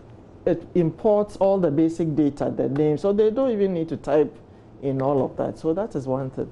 They also need to get a valid ID. All of that is also validated in the system. And then that is why I'm saying that we have the PFIs who are monitoring before the applicant receives the funds. they need to see the person. They need to really go and inspect the person's site and ensure that there's an active business really going on. This fund is really meant for existing businesses. Yeah. So that is why one of the criteria is for the person to have operated 6 months before March. That is when we had our first few cases of COVID-19. So all of that is done. The business advisory centers are also there to really go and see the place. The associations are verifying. This is our member. This is where he or she operates. So that is why we put in place all the structures to ensure that the monies are not just given out as cado, but they also are paid back. And then there are clear outcomes that we are really working towards. We are saying that the fund has been established. That is one of our deliverables, that 200,000 MSMEs would be supported under the fund. That is one of our deliverables. And that about 3,000 MSMEs would use the opportunity to also improve their productivity. Because it's not just a funding bit, but we are also adding technical assistance, providing training in how to keep books of accounts and all of that, getting people to formalize their businesses. That is why government is insisting on 10. You should get a 10 before you are saved. So we are doing all that. We are getting them to register with the Registrar General's Department. We are getting them to certify their products with the regulatory institutions like GSA, FDA, and all of that. So it's not just a financial assistance. We are also adding on the technical assistance bit to make it a comprehensive package. Again, before we let you go, and our time is up because we gave you 8 o'clock. What again can you say by way of the assurances and then the caution to the public and your target groups about the fraudsters in the system? So our attention has been brought to the fact that a lot of people are going around with printed forms, assuring people that they can help them to really access the funds. And they take all kinds of, money from these people. We are really cautioning that any applicant doesn't have to pay any money to anybody. One of the criteria was for people to become clients of MBSSI. So we are doing a lot of registration. But even for that one, we waived the fee. We don't want that impression created that you need to really pay before you get the loan. So we have waived our fee for June and July so that people can freely register and do what they want to do so they can really access the funds. Well, it's been a great educative time with you, and we'll take it on from there. Thank you. We've had in the studio Deputy Executive Director for the National Board for Small-Scale Industries. They are managing the 600 million Ghana cedi business support scheme called the Coronavirus Alleviation Program. And we know that government, as the President announced, has dedicated this in total 1 billion Ghana cedis to support businesses and 600 to various micro, small, medium scale enterprises. Well, we'll see how we can move on from this conversation. Make sure that if you want all the relevant updates, you get on to the website of MBSSI. But that'll be it for now. Thank you for joining me in the studio. But Dr. Lord Mensah, I also do know that it's an anniversary for you. Do you know that it's your anniversary? Yeah, we've been married for 15 years now. 15 years? Fantastic. Yeah. Is your wife around there? Let me just say hello to her so that... I think she's out there. She's out there, yeah. It's been some good and torrid times. Marriage is always a good and some challenging period as an institution. So we wish you all the best in the years ahead of you in this beautiful union you have. Thank you. And then I'll say, per my experience, your wife should have a lot of patience for you. Oh, yeah. She has it, and she's growing on it. Well, Dr. Lord Mensah, happy marriage anniversary. 15 years in that institution. Big one. You're almost like the MBSSI now. Oh, big yes, institution. Yes. Yes, of course. Since 1981. Well, we wish you well for the day, Dr. Lord Mensah. And we know that restrictions are in place, but some good lunch would do for you and the family. Oh yeah, we're going to have a backyard lunch, so that'll be good also. But next we have to transition and have the next discussion. We'll have a one-on-one discussion with the man himself, actor turned politician. We're talking about John Dumelo, and Gifty Ando-Appiah is going to talk to John Dumelo about the battle for the Ayawaso West Wuogon seat. It's coming up next.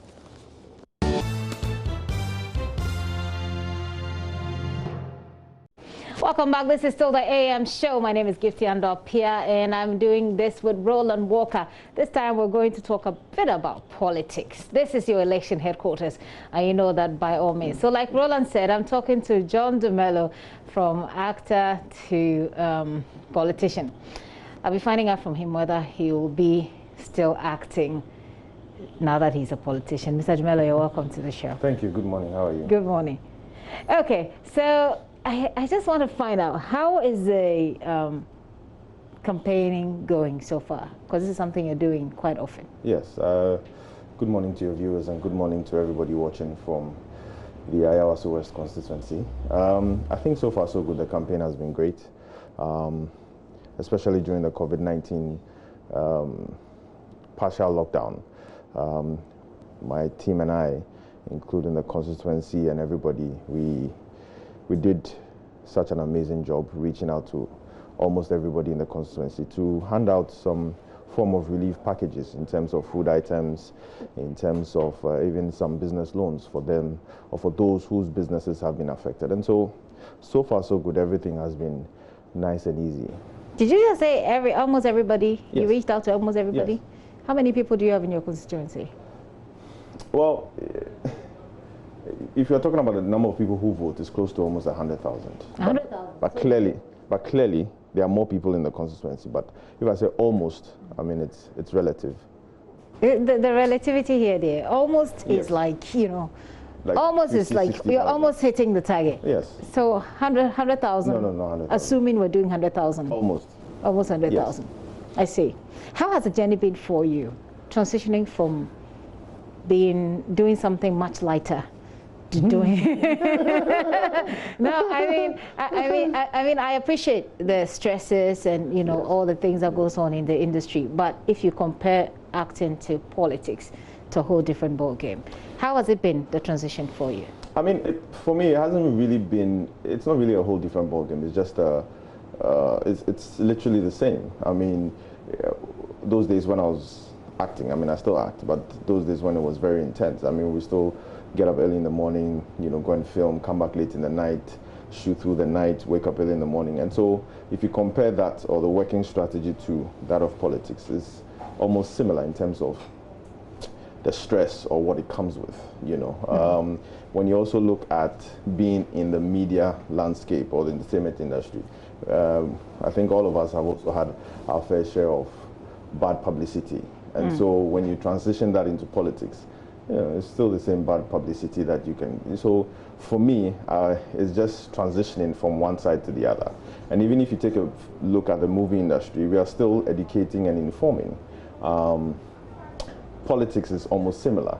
You're informing the people, but in this, when you take being a member of parliament, you are adding to the laws or amending laws or being a member of parliament to speak the language of your people, because you are representing your people. Someone will debate that seriously. They'll say that acting is more about making people happy, bringing out the life issues.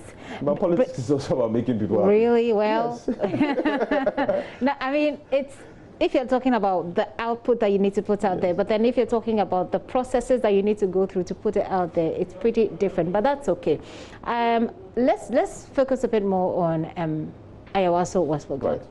Right. Okay, before I get to Ayawaso West Wuogon, I wanted to find out you said it's almost the same. Yeah. Have you had any rude awakening kind of experience or culture shock kind of experience? The transition? In terms of, no, I haven't. Because in the entertainment field, not everybody's going to like you. People like you, people don't like you. Same as politics. People like you, people don't like you. But for us, or for me, it's about making those people who don't like you change their mind or like you more, because you're interacting with them, you're speaking to them, you're trying to make them understand why you want to represent them. And so for me, it's kind of similar, just that you have to, or I have to put more work into becoming a member of parliament, because we are dealing with interacting with, like I said, almost 100,000 people. You are dealing with talking.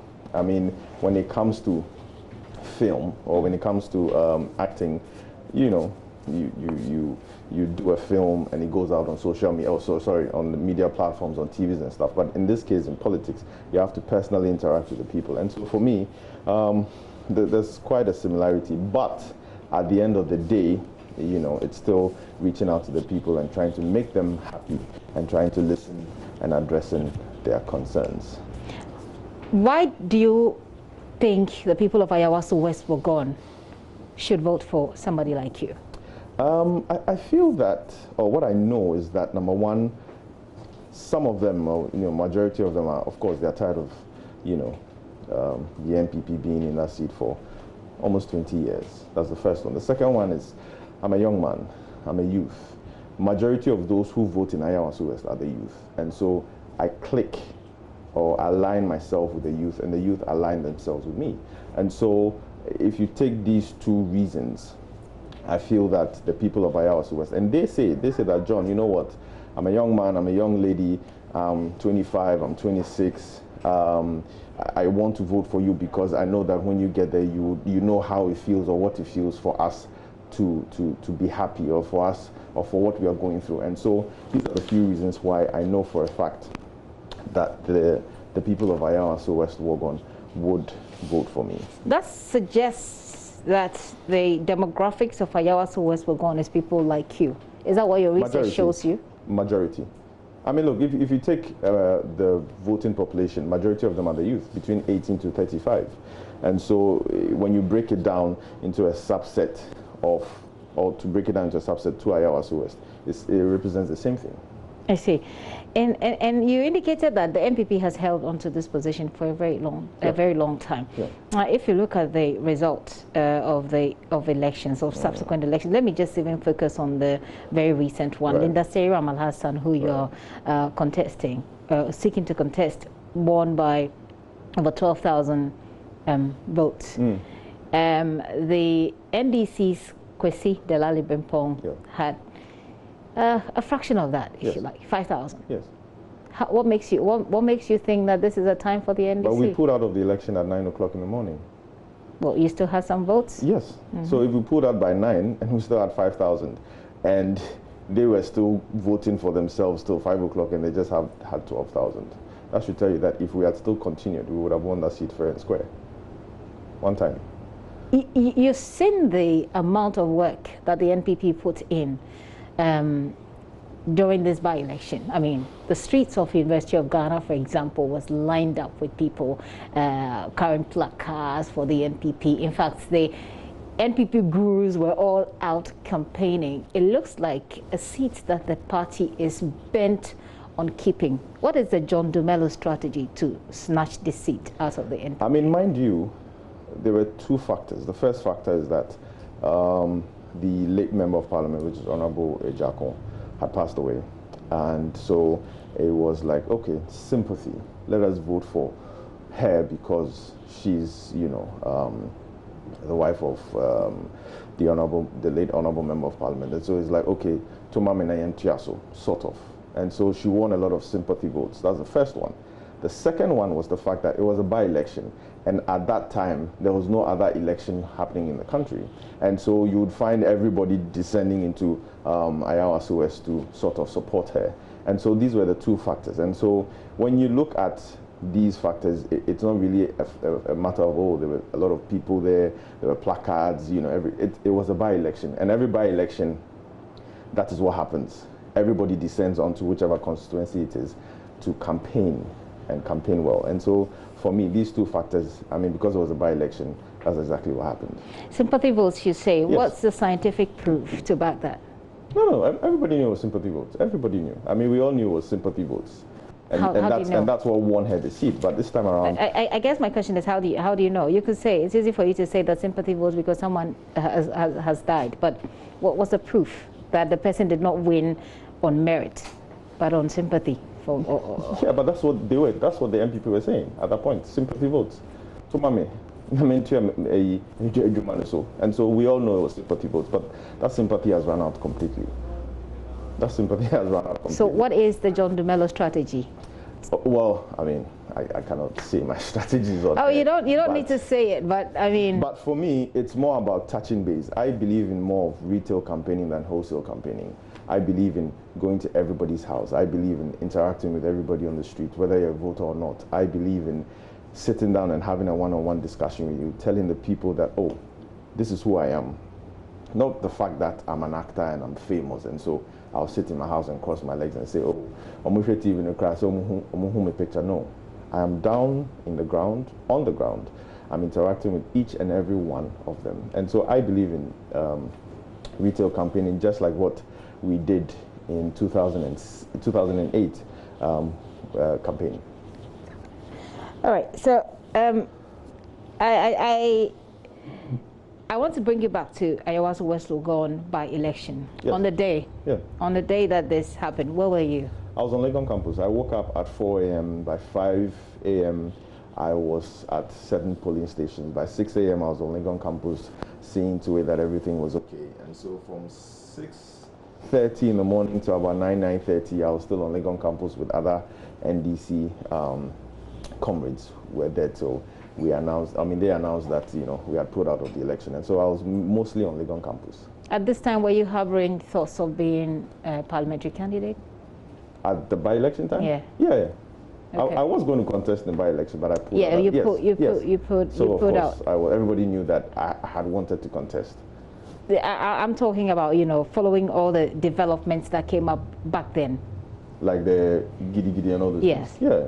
You were still. Yes. What was going through your mind? Did it occur to you at a point that, look, this thing can get tacky, and this is not something I want to get involved in? Or did they actually just push you on, spur you on to say, well, this is it, we're ready to face it? This is it, we're ready to face it. No amount of intimidation can stop us from voting. No amount of intimidation can stop the people of Ayawaso West from voting for who they want to represent them in Parliament. And so for me, it was like, okay, we're also battle ready. Let's move into 2020 and let's get the seat. Intimidation, yes. Is that what you saw? I mean, we all saw what we saw. We all saw what happened. Looking at the television, we all saw what happened in Ayawaso West Welcome. We all saw the intimidation. We all saw the masked men. We all saw the beatings. We all saw the shootings. And so, of course, this is intimidation. We all knew that it was intimidation. Government has said that they were there on a very special operation. Which special operation? To intimidate? They said it wasn't intimidation. This is a matter of national security. So you get people there to. You get people there to enforce law and order. To beat up people. But you saw intimidation. Yes, clearly. I mean, when you see well-built men in masks, 10 or 15 of them on a pickup truck, I mean, that's clearly intimidation. Why are they there? I mean, of course. And that's how come they had the Electoral Commission coming out to say, giving certain recommendations here and then. So everybody knew it was intimidation. But this time around, we are not going to allow that. When you say this time around, we're not going to allow that, what does it mean? It means we are just not going to allow that. We're just going to match them boot for boot. Help me. Oh, you match them boot for boot? Yes. Is that conciliatory enough as a message that should be coming from politicians when it comes to, because people have said, yesterday we had a conversation here about our elections, and the political scientists among them said that people tend to follow. So your followers will follow. If the leaders go for conflict, you tend to have your followers going that way. If they go for reconciliation, you tend to have your followers going that way. Do you think that's for lack of a better expression, responsible expression to be coming from a politician? When we say boot for boot, we don't mean violence. We don't mean we're also going to intimidate people. What we are saying is that whatever happens, we are also following suit. And so that's what we mean by, or that's what I mean by, we are going to match them boot for boot in terms of when it comes to elections in Ayawaso West Legon. And nobody's going to be intimidated. Everybody's going to go out to vote, and everybody's going to go out to vote for who they like. And at the end of the day, everybody should accept the results that this is the winner, which is John Dumelo. They set up a commission to look into this matter. The commission sat for quite a substantive amount of number of days. We had our own Professor Mensah Bonsu, we have Justice Emil Short, we had great people of our time there. What do you make of the reports that they put together, first of all, before we get to government's reaction? I mean, the report was okay. I mean, I found nothing wrong with the report. I found nothing wrong with the recommendations. You know, so for me, I had nothing wrong with the commission that was set up. Government was not very comfortable with the response, with the report. They rejected about 60% of it. Yes. What do you make of that? Which was wrong. I mean, so then why do you have to set up the commission or the committee to look into the violence and then come out and say you are rejecting about 60% of the recommendations? I mean, that's wrong. That's like you're shielding people. At least there was a 40% acceptance. But 40% is failure. So if you say 40% as against 60%, and then so that means that you know they failed when it comes to implementation of the report. Are there specific parts of the reports that you can speak to and your expectation of what government ought to have done, which gives you the impression that they actually failed? I mean, look, the truth is that what were the men doing there on that day? What right had they to be masked? Why were they masked? Who gave them the instructions to be there? As of now, we don't know who gave the instructions, whether it came from the national security or came from the police hierarchy. We don't know who gave them the instructions. And for those who assaulted, as example, like the member of parliament for Nigo Pram, what has happened to him? Is he still at wherever he is working? Is he still there? And so on and so forth. And so all these things are things that we are bothered about. But then again, like we're saying, I am not so much bothered about it because per what the government said, we are also prepared, like I said, boot for boot on the 7th of December. I like the part of the preparation. I want to find out what this preparation is all about, but I want to find, what is it?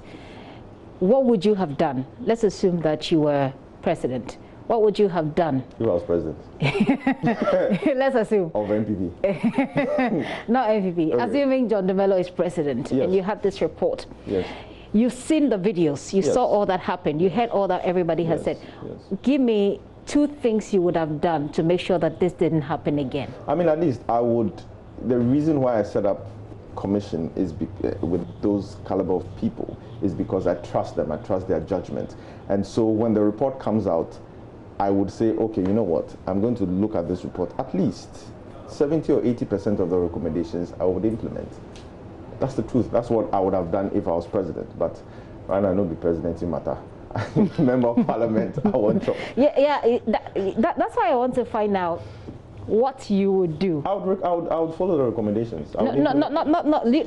Let's leave the recommendations out. And look at what happened at Ayawaso West Wogon. You think what happened was so wrong. Yes. As president, what would you have done to make sure that something like that doesn't happen again? Number one, no masked men should be allowed to enter into a community where they are voting. Why are they masked? If men have to be there to ensure security, they shouldn't be masked. They should be there. Everybody should know that, oh, these are security men, these are police personnel, these are soldiers. They've come to ensure law and order.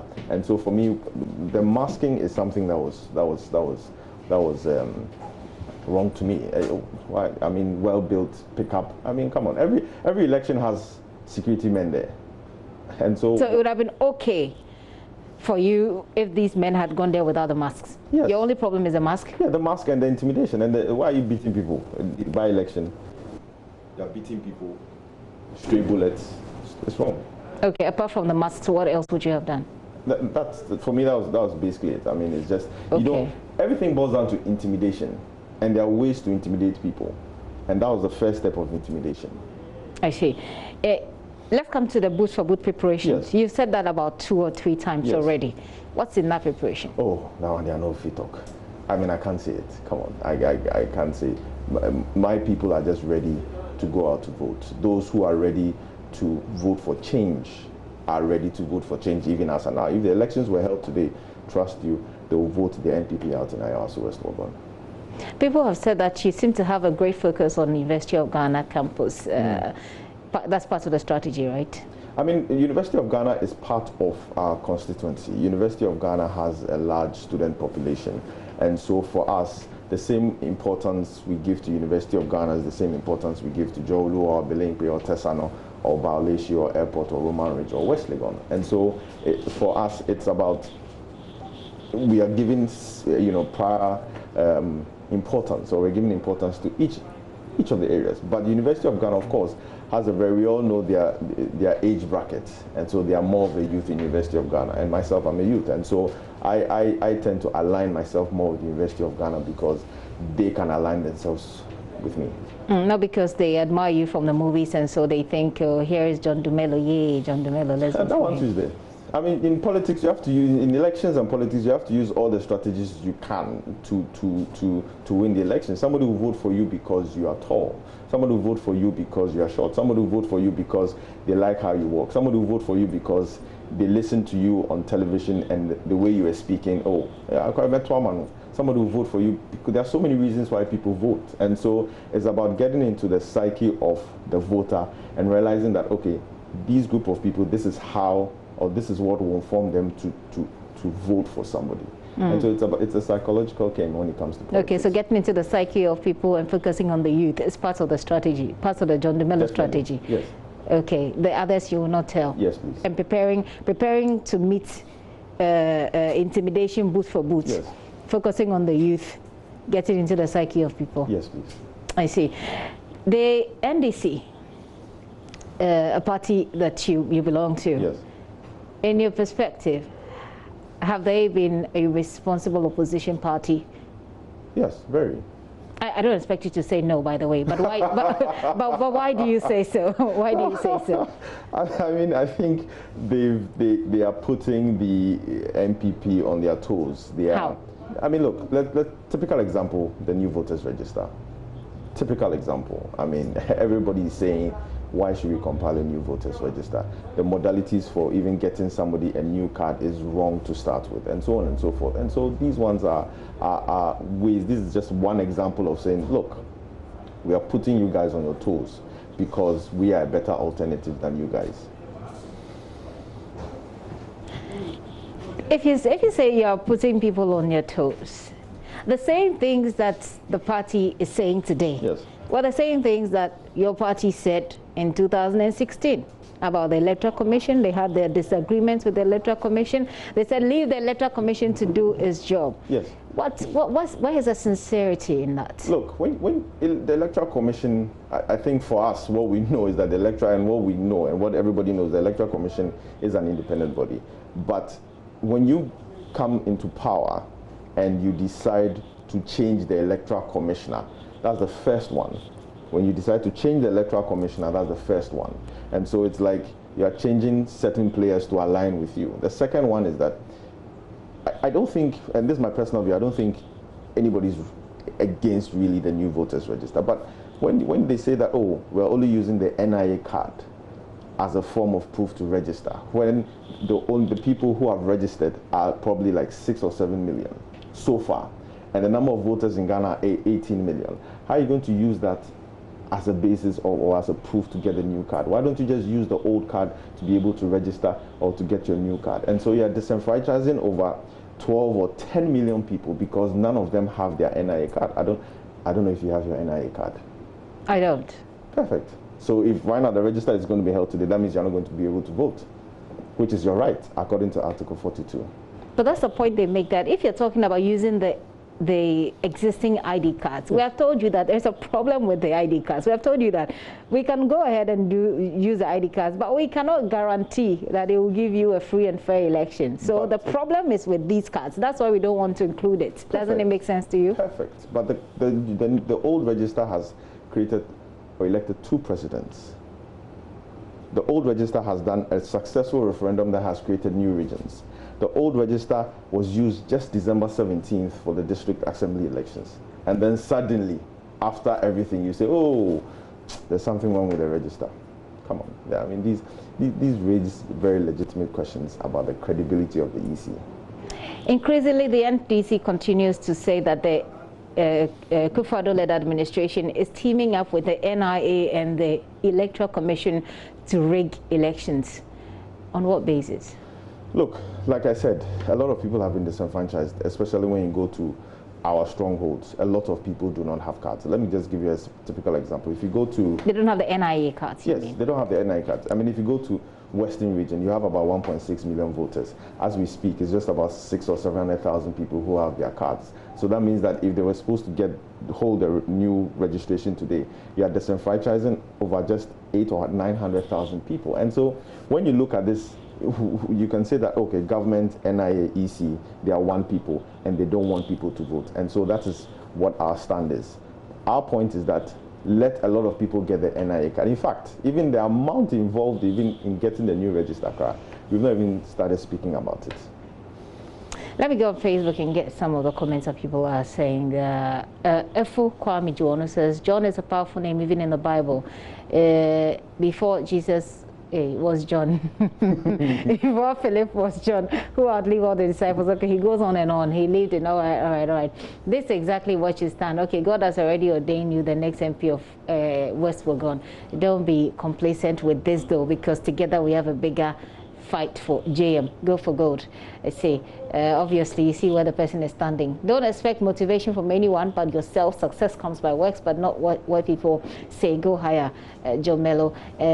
John Fraser Degba says, Alenti can go very low just to canvass votes for himself in the coming elections. Ask him when he will come and pound fufu for me. He should be rest assured. He used to be rest assured of 11 votes just by doing that, just like the numerous he has done in the past. I see. Yes. You seem to be having some nice comments coming your way. Thank you. So you see, this guy wants me to come and pound fufu.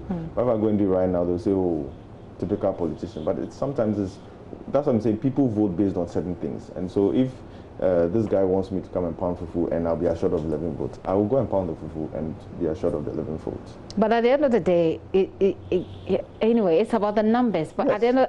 at the end of the day, do you get the feeling that the Ghanaian voter will vote based on some what you have really in your manifesto, what the plans, the typical plans that you have that they believe will make their lives better? Or you get the impression that, I mean, Ghanaians are, for the touch and feel of it, just do something, create something that's funny, something that doesn't really make sense, then they'll get you get them to follow you. That's why I said the Ghanaian voter is complex. Everybody and their needs. Somebody will just vote for you because you came to his or her house or home just to say, good morning, my name is John, I would like you to vote for me. Somebody to vote because I started giving out loans to businesswomen, men and women in Ayawaso, West Wuogon, and they've had access to the loans and their businesses are expanding. Some will vote based on different reasons. And so that's the complexity of the voter, or the Ghanaian voter. I mean, this is a clear example, like what the guy said. Come and pound fufu, I'll vote for you. Somebody to say, John, you know what do you have in store for businessmen and women in Ayawaso West? What do you have in store for the youth in Ayawaso West? Based on your response, I'll vote for you. And so everybody is different. But what happens is that if you do a general slogan or a general approach, you are going to miss out a lot of votes. I see. You say you're giving out loans to people. Yes. What scheme are you operating with? I mean, give me an idea what this business support is. And so because of the COVID-19 that happened, the pandemic that happened, a lot of and the partial lockdown that happened, a lot of businesses, small-scale businesses, those who sell vegetables, coconuts, those who prepare, gari and beans in the morning, those who, all those cocoa, kose, all these guys. What happened is that because of the COVID-19, their businesses collapsed. So now they need to stand back, or they need to stand up on their feet again. And so we are giving our loans for them, just for, remember, it's interest-free loans. And so if I give you 1,000 cedis, at the end of 4 or 5 months, I'm just expecting 1,000 cedis back. Okay. So that we can give that same amount to somebody else. I'm not doing it for pure profit's sake. I'm doing it so that you can make profit on it, use the interest to make profit, and then use that to stand on your feet and feed your family. How many people have you supported so far? So far, we've supported about 120 people. 120 people. With how much each? It ranges from 300 cedis to about 1,000 cedis. I mean, 2 weeks ago, I bought an oven. A lady, she's she bakes in East Legon, and I bought her. She said, John, I just want an oven to expand my business. She had a very small stove. And so now we've given her the oven. She's baking about probably 1,000 loaves of bread a day. Hitherto, she was baking just about 200. And so her business has expanded. She's employed more people. She's feeding for her family, and she's taking care of herself. I see. Apart from the business, the loans you talk about, what else are you doing? We also have done water connections to most of the communities in East Legon where you know, they didn't have water connections, and so we are providing water. We've also provided some data facilities to some of the tertiary universities, especially on Gempa campus.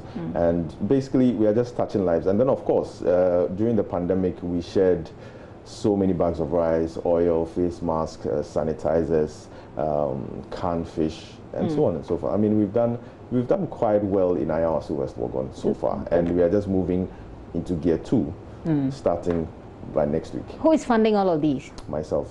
From where? My pocket. Where's the money coming from into your pocket? It's not actually. People ask me this question, and I say, to be honest, I don't know where the money is coming from, because whatever the little I have, that is what I give to the people. I share with the people. And the little is quite a lot. Well, it's relative. Your lot might be my little. My little might be your lot. Okay. Okay. Yes. So nobody, no external funding? No. I mean, but to be honest, I have friends. I have friends and parties who will come and say, oh, Charlie John, oh, the 100 Ghana, or get 500, or get this, or get 1 CD, or get 2 CD to support your campaign. Let me buy you food, or let me buy you bags of rice, let me buy you this. And so I have friends who are supporting. I have a lot of people who are coming together with their widow's mite to say, John, I see what you're doing. We want to help you to change what is happening in Ayawaso West Wuogon. And so this is how I'm funding it. It's not like somebody will come and give me 1 million Ghana or 2 million Ghana to fund my campaign, no. Well, I don't know. We'll try and believe that. It's not like we have an option. But, but then I want to also find out what you make of those who are supporting you. Don't they have their own interests? No, they don't. I mean, interest like, oh, okay, so what? I become member of parliament, and this comes into power, and then they'll come. Well, they live in at least let's focus on the Ayawaso West Wuogon constituency. They live in the constituency, like you're saying. So our friend is the MP. We put him there anyway. Anything can come from that. I think for them, that is what just they want, that we put John there. And for me, that gives me some sense or level of accountability, because if I have 1,000 people coming together to say, John, get 5 Ghana or get 100 Ghana cedis, I'm accountable to the 1,000 people. If 10,000 people come together to say, John, we are supporting your campaign, I'm accountable to the 10,000 people. It's not really about funds. Sometimes it's about energy. It's about somebody say, John, you know what, I'm going to use my energy this week to campaign for you. And so that makes me accountable to each and every one of them. And that makes the level of failure, or the percentage of failure, very low when it comes to me delivering on my promises. Are you in politics to make money? No. You say it as if you were expecting the question. Yes. Why? And you asked the question as if you wanted to say yes. No. I'm just looking for an answer. I knew it could be yes or no. No, I'm not. I mean, I'm not in politics to make money. Not at all. I mean, do you think that answer convinces anybody, any sophisticated Ghanaian voter? You know, everybody feels as if politicians or people get into politics just to make money. But at the end of the day, it is what your output that will determine their doubts, or the level of doubts in their head. And so if somebody says, oh, this guy's in politics to make money, but yet he's helping his people a lot, then those doubts will be out of their heads. But for me, I'm not in politics to make money. What are you in it for? I'm in politics to be able to amend laws. I'm in politics to be able to ensure that certain laws are made so that my people in Ayawaso West and the people of Ghana can have a good life.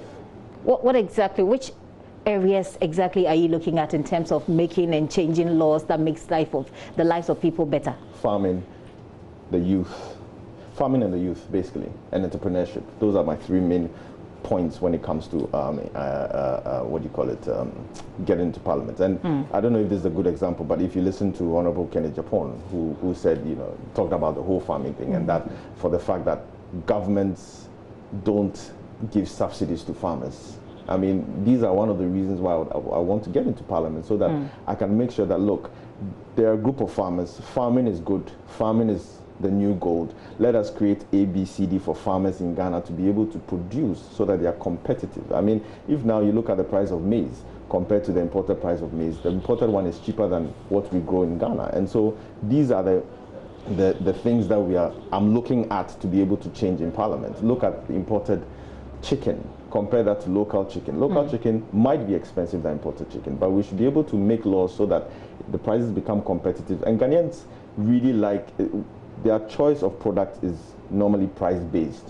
And so if they know that, okay, this is a little bit cheaper, but it's made in Ghana, Ghanaians will go for it. Okay. I'll ask this question later. Some question there. Okay. I'll ask this question later. So then you agree with Kennedy Japan on the point he makes about farming? Government subsidy? Yes, that's what I want about the government subsidy part. Okay. Yes, but I disagree with him when it comes to him saying about nobody should get into farming, and farming is you can't be in a crime. Yeah, I mean that one I disagree. You disagree with him? But I agree with him on the subsidy part.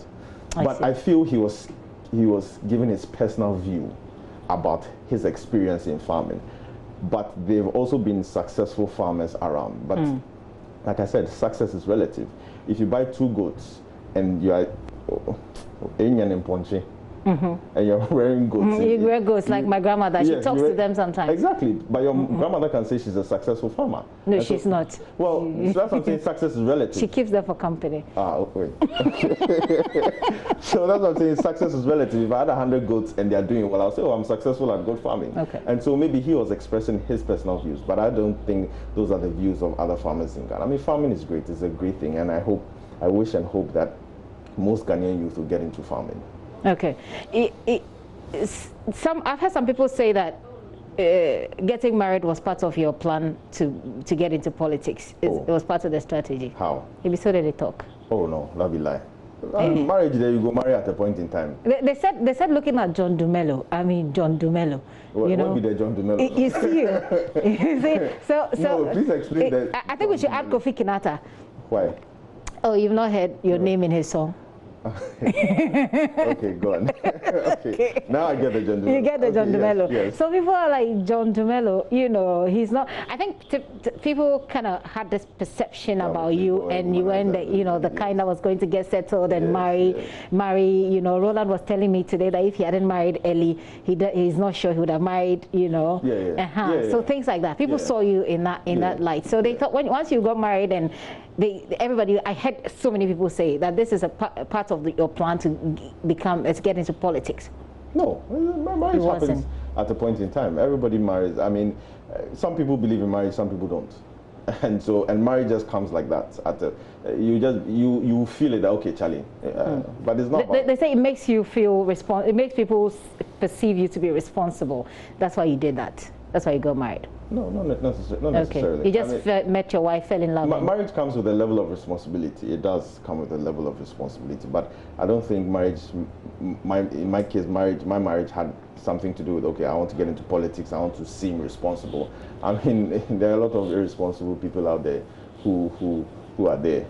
So it's not really about. It wasn't. Your marriage was not part of your strategy to get into politics. No. Okay, so that people will see you as a responsible person. It wasn't. Yeah, there are a lot of irresponsible married men. Okay, I have just 2 final questions, and I need to wrap up. The first one is yesterday we had a conversation, and some of the civil society organizations were pushing for limited registration, sort of.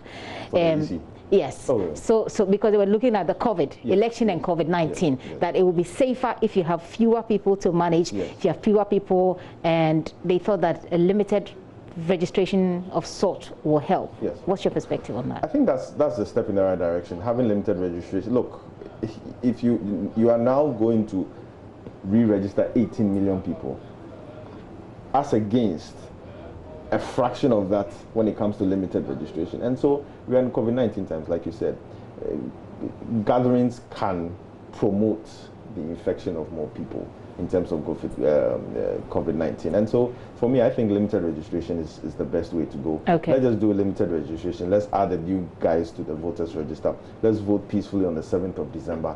And then, later on we can talk about the new register. Are you ditching acting? Are you still going to act? Yes. I mean, people in Parliament, they are lawyers, they are doctors, they are businessmen, they still do their businesses, they still practice what they do, and so acting will forever be a part of me. And so you'll be like, still kissing in movies and touching women? No, I don't know if you touch. So you'll not be taking on. If I touch, the speaker go ball plus me.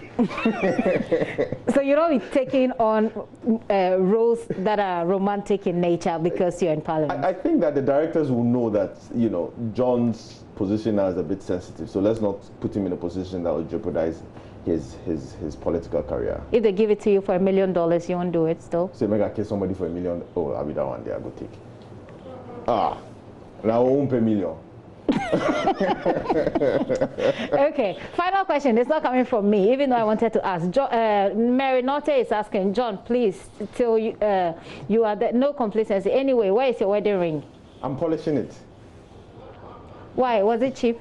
No, it was, because of the campaign and stuff, sweat and dirt. So I'm polishing it, but because of the COVID-19, the shop is still closed. So when they open, then hopefully 31st, if presidency, everything be cool, then they open the shop, and I'll call the guy, say, give me. The shops are open. No, my shop, they're not open. Are you fighting with your wife? Oh no, how? Okay. Ah. So there, people who even fight cry, they put on more rings. So it's not a matter of no fighting, no, not at all. So you're not lying to Ghanaians? That you're polishing your ring? No, I'm serious. No, you're that's polishing. the honest truth. Yeah. Oh, that's the honest truth. Okay. But you see me wear it. But everybody knows I'm married. So whether I wear the ring or not, everywhere I go, hey, how is your wife? Where's your wife? Is she okay? I say yes. Oh, we're just wondering. Ah, okay. Yeah. Okay. Do you have any final words? I did for you. For who? For Ayawaso West for gone. Yes, but I just want to say, look, Ayawaso West is an interesting seat. I just wish everybody who lives in Ayawaso West, schools in Ayawaso West, works in Ayawaso West, to make sure they get registered so that on the 7th of December they can vote for myself and they can vote for the presidential candidate John Dramani Mahama, so that the better alternative can take the reins of power and make Ghana a better place. Okay, I've ended. But would you love to be the vice president, the running mate? I'd like to be the. No. Do you think you stand a chance? No, I don't stand. There are more. Who in the party do you think should be? There are people more qualified than me. Like who? Oh, a lot. Like who? Give me two names. No. I don't give names. All right. But okay. Yourself, you did. I'm not an NDC person. My producer will penalize me for taking that time. But it's been an interesting conversation. John Dumelo, he wants to be member of Parliament for Ayawaso West Wagon. So we've been talking to him about that. He's been telling us about his strategy, a bit of that as well. John, thank you very much for coming, and I wish you all the best. And I wish everybody all the best. Let's do entertainment with Kadi.